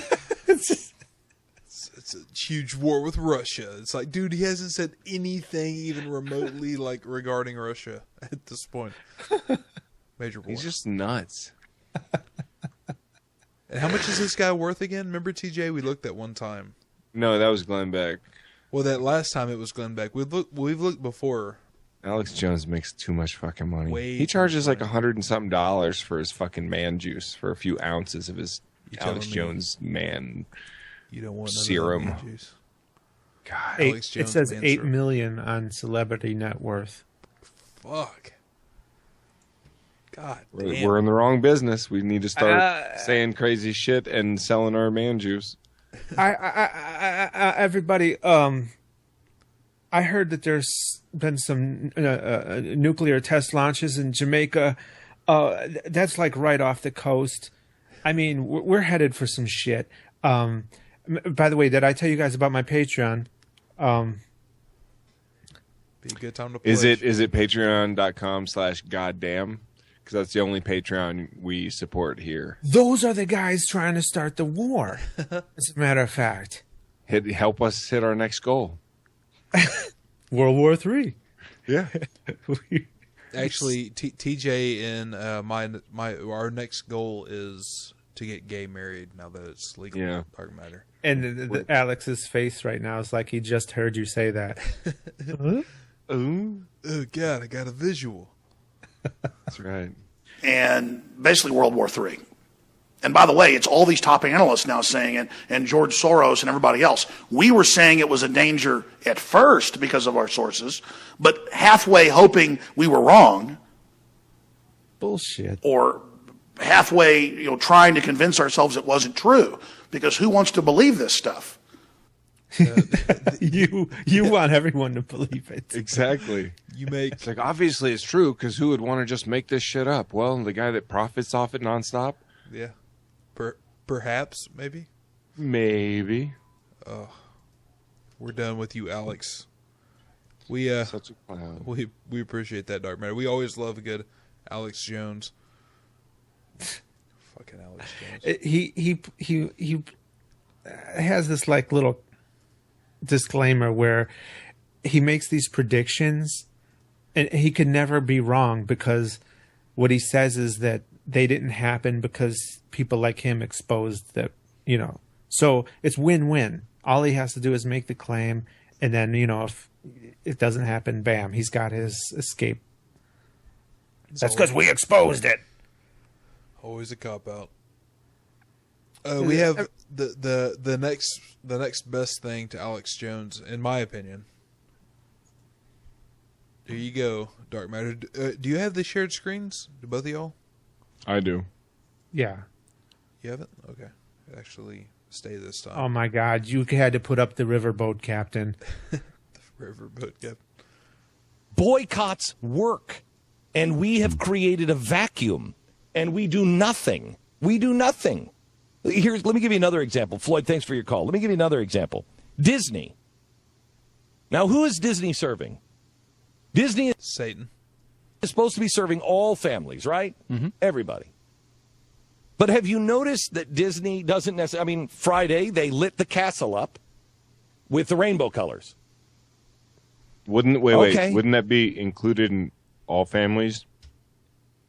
Like the gay ones, too? But he totally ignores that to make this next point.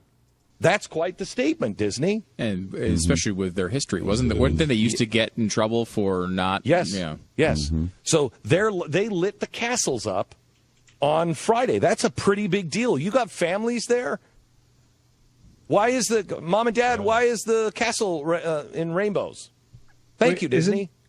Again, another, I don't want to have to explain this to my kids things. Exactly. Why is it a rainbow colors? Just be like, oh, because it's a special day for some people. I'm not sure, but isn't there always a rainbow like that goes over the castle, like in the logo? Like when you watch a Disney movie, they put a rainbow over it. No, that's not a rainbow. It's like a star, right? I think. Yeah. Anyway, they just changed the bulbs that normally light up the goddamn castle so that it was more rainbow. Yeah, just and Disney, by the way, has supported gay people. They do like Gay Week. They've been doing it for a while now. Gay people go to Disney for like this certain 5 days or whatever out of the year. What I want to know I live is right next to Disney for people that are wondering, so I know these things. Why does the gay having to explain, any of this shit to your kids or anything? Why does it have to go to sex right away? Like that's the only thing about a gay relationship is sex. That's the only thing. Again, I don't have kids, but is that what you explain to kids? It's like why people get married. It's like because they want to fuck each other. It's like, well, that's a good reason not to get married. Actually, yeah, it's like, well, don't you just tell your kids that's actually exactly what they teach when it comes to like abstinence only. That's because if you want to fuck, you got to get married. So the only reason you get married is because you want to fuck, pretty much. No. Now you know, Dark Matter. We should have told you. Yeah, and you guys you'll have your mind blown because you would think like this is like bashing on gays having the right to be married and they're going along with like this company, but this has nothing to do with the point that he's actually about to make, which is totally off fucking topic. But enjoy. Thank you. Okay, why do they do that? Because they know you're sheep. They know you'll never say anything about it. You won't cancel. You will. They've got your kids, man. You're going to Disney. So they know you're not going to say no to them. They know the other side will boycott them. They know the other side, and I'm not just talking about gay. I don't want to make this into a gay thing because it's not. This is about boycotts in general. The left knows boycotts work. And so the other side is terrified. Everybody knows that. Boycotts work to an extent. That's the entire, Well, remember the evangelical Christians tried to boycott Disney because they had these Gay Week things, and Disney's sales actually went up. So, I know it's not always successful. Like the Confederate flag thing recently, like the sales for Confederate flags went up like 3,000% or some ridiculous thing. It's because people are afraid they're going to ban them. It's like guns. As soon as they talked about like getting rid of some kind of ammunition, all of a sudden the sales skyrocket because people are afraid they're never going to be able to get it again, and we got to like just mass stockpile this kind of shit. Whatever. That's why over like the last 5 years since like Obama took office, like gun manufacturers have enjoyed like record-breaking profits. It's like Dark Matter's got a garage full of some fucking discontinued root beer. The NRA must love it when whenever they can come up with someone's going to take your guns away scare, and then the gun sales skyrocket. I mean, yeah, I mean they're making so much money off of it. The NRA gets money off. That's why they are always pushing this Obama's trying to take your guns away thing, so they can it works. Push more sales. Now, I'm not saying that Disney doesn't believe, in gay rights and whatever. I'm not making that judgment. But let me give you this story. They're doing a new movie, kind of an Indiana Jones swashbuckling spirit of a 5-year voyage in 1831 on the ship HMS Beagle to the coastline of South America to find and follow the man who made discoveries that made him one of the most influential figures in human history. Wow. This sounds like a swashbuckling thriller that we all have to go. We're going to take our families. Sure does. Doesn't it sound great? Ferdinand Magellan? No. Huh. No, it's Charles Darwin. Oh. It's the story of Charles Darwin. Oh, well, fuck that. What's wrong with that? He's a very fascinating historical figure, you stupid fuck. Yeah. Exactly. But no, it's like now he's trying to indoctrinate our fucking Disney, indoctrinating our children again. They went from pushing the queers on us, making us having to explain it to our kids, and now we're going to have to explain fucking evolution next. Thanks a lot, Disney. The last thing we want you people doing is trying to explain evolution. Fucking his shirt and his hair isn't a perfect example of white on white crime. Jesus. Here, let him finish off here. And so we're going to find out how exactly he came up with the idea of Charles Darwin that made the discoveries that brought him to the theory of evolution. Thank you, Disney. It's wonderful. That's fantastic. It's wonderful. And what? No explanation of why this is bad, or no? I guess they just deny evolution. It's much more interesting to see something like Passion of the Christ, which is basically torture, 2 hours of torture porn. See a man get beaten to death. Because it's profound. It is. Made me turn into a Christian real quick. Which brings us to the second part of that, which is actually our last nerve for the night. We got more Glenn Beck, not on the same topic. This time it's about book burnings. Last night I had a hard time sleeping because... You're an idiot? It's time to go now. It's time to move. My children have always asked me, Dad, you're going to tell us, right? You're going to get an idea of... Yeah. And it's right now. Bullshit. Can you imagine being one of Glenn Beck's kids? It's like, Dad, you're going to tell us when everything's going to go to shit, right? You're not going to leave us here, right, Dad? None of that shit. He's like, don't worry, kids. Just keep wearing your magic underwear. Yeah, none of this shit he's saying happened. He's as comfortable as fuck. Yeah. In his fucking mansion. So fucking... Okay, this was the guy. TJ, how much is he worth? Do you remember?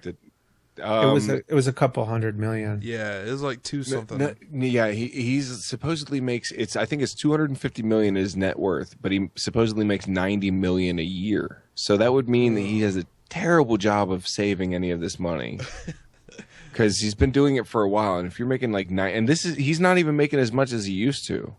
Like he used to make a lot more, and so, I mean, he's in $90 million, and you only have $250 million. I was wondering where the fuck did all that money go, and then I remembered Mormon tithing. That's where it all goes. That conversation with them on Sunday. Now is the time, kids. This is the time that I've been preparing you for almost your whole life now, since September 11th. This is the time. These are the things we have prepared for spiritually. It has begun. Most people won't notice it, but now it is the time. Does everybody have their canned goods? Barrels of water. Ammunition. Not for drinking. To baptize ourselves when the end comes. That's right. Why does he never actually fucking elucidate anything. Just tell me what the fuck you're talking about. Please be so specific. vague. Look at his face. It says it all. You remember, he's basically doing the same thing that Joseph Smith did. Like he's looking into the fucking hat and telling you what he's seeing. Just trust me. It's all really vague. And I'll read this shit in like 17th century English. Trust me, it's religion. If you predict the Jamaican nuke, you can actually, after that day comes and goes and it fails, you can recover from that. It's religion. They'll still follow you. Yeah. Just change the date. And then we're going to set the nuke off. That went from Jamaican to New York. Sorry. Yes. And normally you're really good at Jamaican. Yeah, I am. Unless I try to do it. If I want to do Jamaican, I have to try for maybe French or... Next time, just try like Irish or something. Right near the beach. Boy. Lord of mercy. Are about to reach new lows. Last night we had Kelly Shackelford on, and he's been following the story of an Atlanta fire chief who was fired because something he prepared for his Bible study at his church, not on duty, not in his position, but what he did on Sunday. The argument against him was that his biblical viewpoint created a discrimination environment at work. Therefore, he had to be fired. Was his biblical viewpoint that gay people need to be put to death? Because that could create some animosity. I guess it could. Let them burn. Or maybe he's against interracial marriage and they use the Bible to justify it. And like some of his fellow firefighters are interracially married. Yeah. I mean, that could cause some shit. If you let your religion, if you know, I mean, I'm all for like separating your work from your personal life, but I don't hear Glenn Beck making arguments of like people being fired for testing positive for marijuana, even though they weren't high when they were at work. Like if they smoked during the weekend or something like that on their own fucking time. I don't hear him making arguments for them, but he's okay with if religious people do it on their own time. But you know that those religious people, even though they might say it only on Sunday or whatever, they feel it all the time. Yeah. So if he's being hateful, it's probably going to cause some issues. Yeah, and all too often this whole, it's his religious belief is just some scapegoat. I think just because it's your religious belief, that doesn't mean you should get away with whatever the fuck kind of fucked up behavior you engage in just because it's your religious belief. Like, that's the catch-all. Okay, you can get away with it now because that's your precious beliefs. Right. That's one of the things David Silverman was talking about when we had him on Skeptic Fence Show this last Saturday. Is like you have to kind of ask in those situations, would it be okay under any other grounds if it was about race or if it was about sexual orientation? Would it be okay under those grounds? If it wouldn't be, saying it's because of your religion doesn't make it any different. You like discriminating and shit like that. It doesn't make it any different. You don't get a special privilege just because it's your religious beliefs. Referring to, he echoed his support for traditional marriage and that homosexuality was immoral in the eyes of God. Now, these aren't radical new viewpoints. This is what the Bible has said, God has said forever. He wasn't preaching this at work. He wasn't trying to go grab gay people and damn them. He said it at church in his Bible study.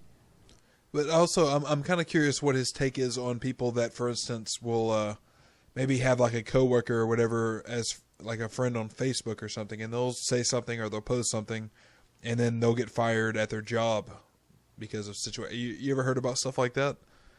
Oh yeah, like where somebody will say there was a guy in my town here that ended up getting fired because he had said a post about how fuck the American flag or whatever, and he was like stomping on it. Well, they went down to the place he worked at, this burger place, and like protested him and like waved flags and demanded that he be fired, and he was fired for it.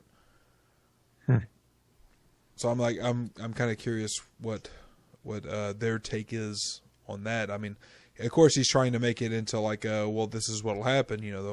They'll come to your church, and if you say anything wrong at your church, then that's where they'll pull you out because there's no respect for Christians or something. I think that I'm in favor of if a church wants to involve itself with politics, then it should be taxed. Yeah. I think that should be gone after. And then you want to talk about them crying persecution. Wait till that shit happens.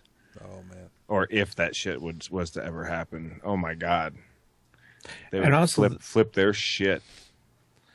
It's also a thing is the nature of this guy's job. It's probably not the best idea to have a bigot in a position where lives are at risk, you know. On his own time, and yet he was fired for it. The thought police have just gotten much stronger at the University of California, Berkeley. They have now come out and requested students and faculty stop using racist and sexist statements on campus. Okay, all right. But the terms that they're now considering are not words, they're thoughts. America is a melting pot. Why are you so quiet? Here's one you can't use at the University of Berkeley, California anymore.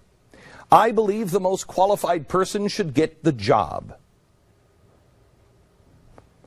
That's an idea.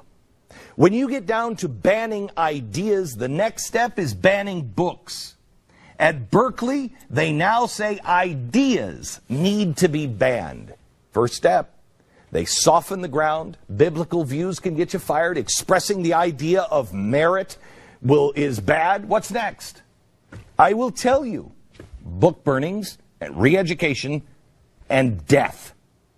That's not something I'm predicting. That's not something I'm projecting. That's not something I'm cheering for. I'm not. Bit of a slippery slope there, but some of that he's just a little bit of hyperbole, you would think. But no, he's not. He's claiming not to be hyperbolic here. Yeah, I mean, there's a slight kernel of truth in a mountain of bullshit of what he just said. Yeah, that's a good way of saying it. Using hyperbole, I am looking. Whoa, how about that? He even called it, TJ. Let's try that one more time. Told you. Cheering for. I'm not using hyperbole. Yeah, you are. I am looking solely at history. This guy has such a twisted view of fucking history. And I actually had one of his books. It was the How to Argue with Idiots or whatever, and it was set up like a textbook. It was very well put together, but it was just ramblings and insanity. I included it in a cock box for one of my patrons. The ultimate irony is that Glenn Beck would write a book called How to Argue with Idiots. Oh yeah. Arguing with Idiots was what it was called. And he has other books called like Common Sense. I have that one. I was going to mention that. That might actually beat that one out. Is the idea that Glenn Beck wrote a book called Common Sense. It's always ironic shit. It's terribly, terribly ironic. And I don't know. Putting myself in their shoes, I can't see how they can be that fucking stupid or convince themselves of this bullshit. To some certain degree, I know they have to be fooling themselves. Oh, these fucking guys. Anyway, awesome. Wanted to give one last chance. You still have time if you want to become a patron and get in on this awesome next month of 2 extra shows and a bunch of awesome shit we'll be giving away. So please do check that out. And pretty cool shit. We've hit our $1,000 goal, so you get extra shit for if you're holding out. I say go for it. Go for it. It's worth it. And I mean, we're at two patron only shows. Remember that the $2,000 goal is World War III. Yeah. We didn't forget, right? And at the $3,000 mark, Drew and I are going to get gay married. Yeah. Well, the $3,000 mark, it will be after World War III, so it'll be like, Drew will get deradiated. We'll get some.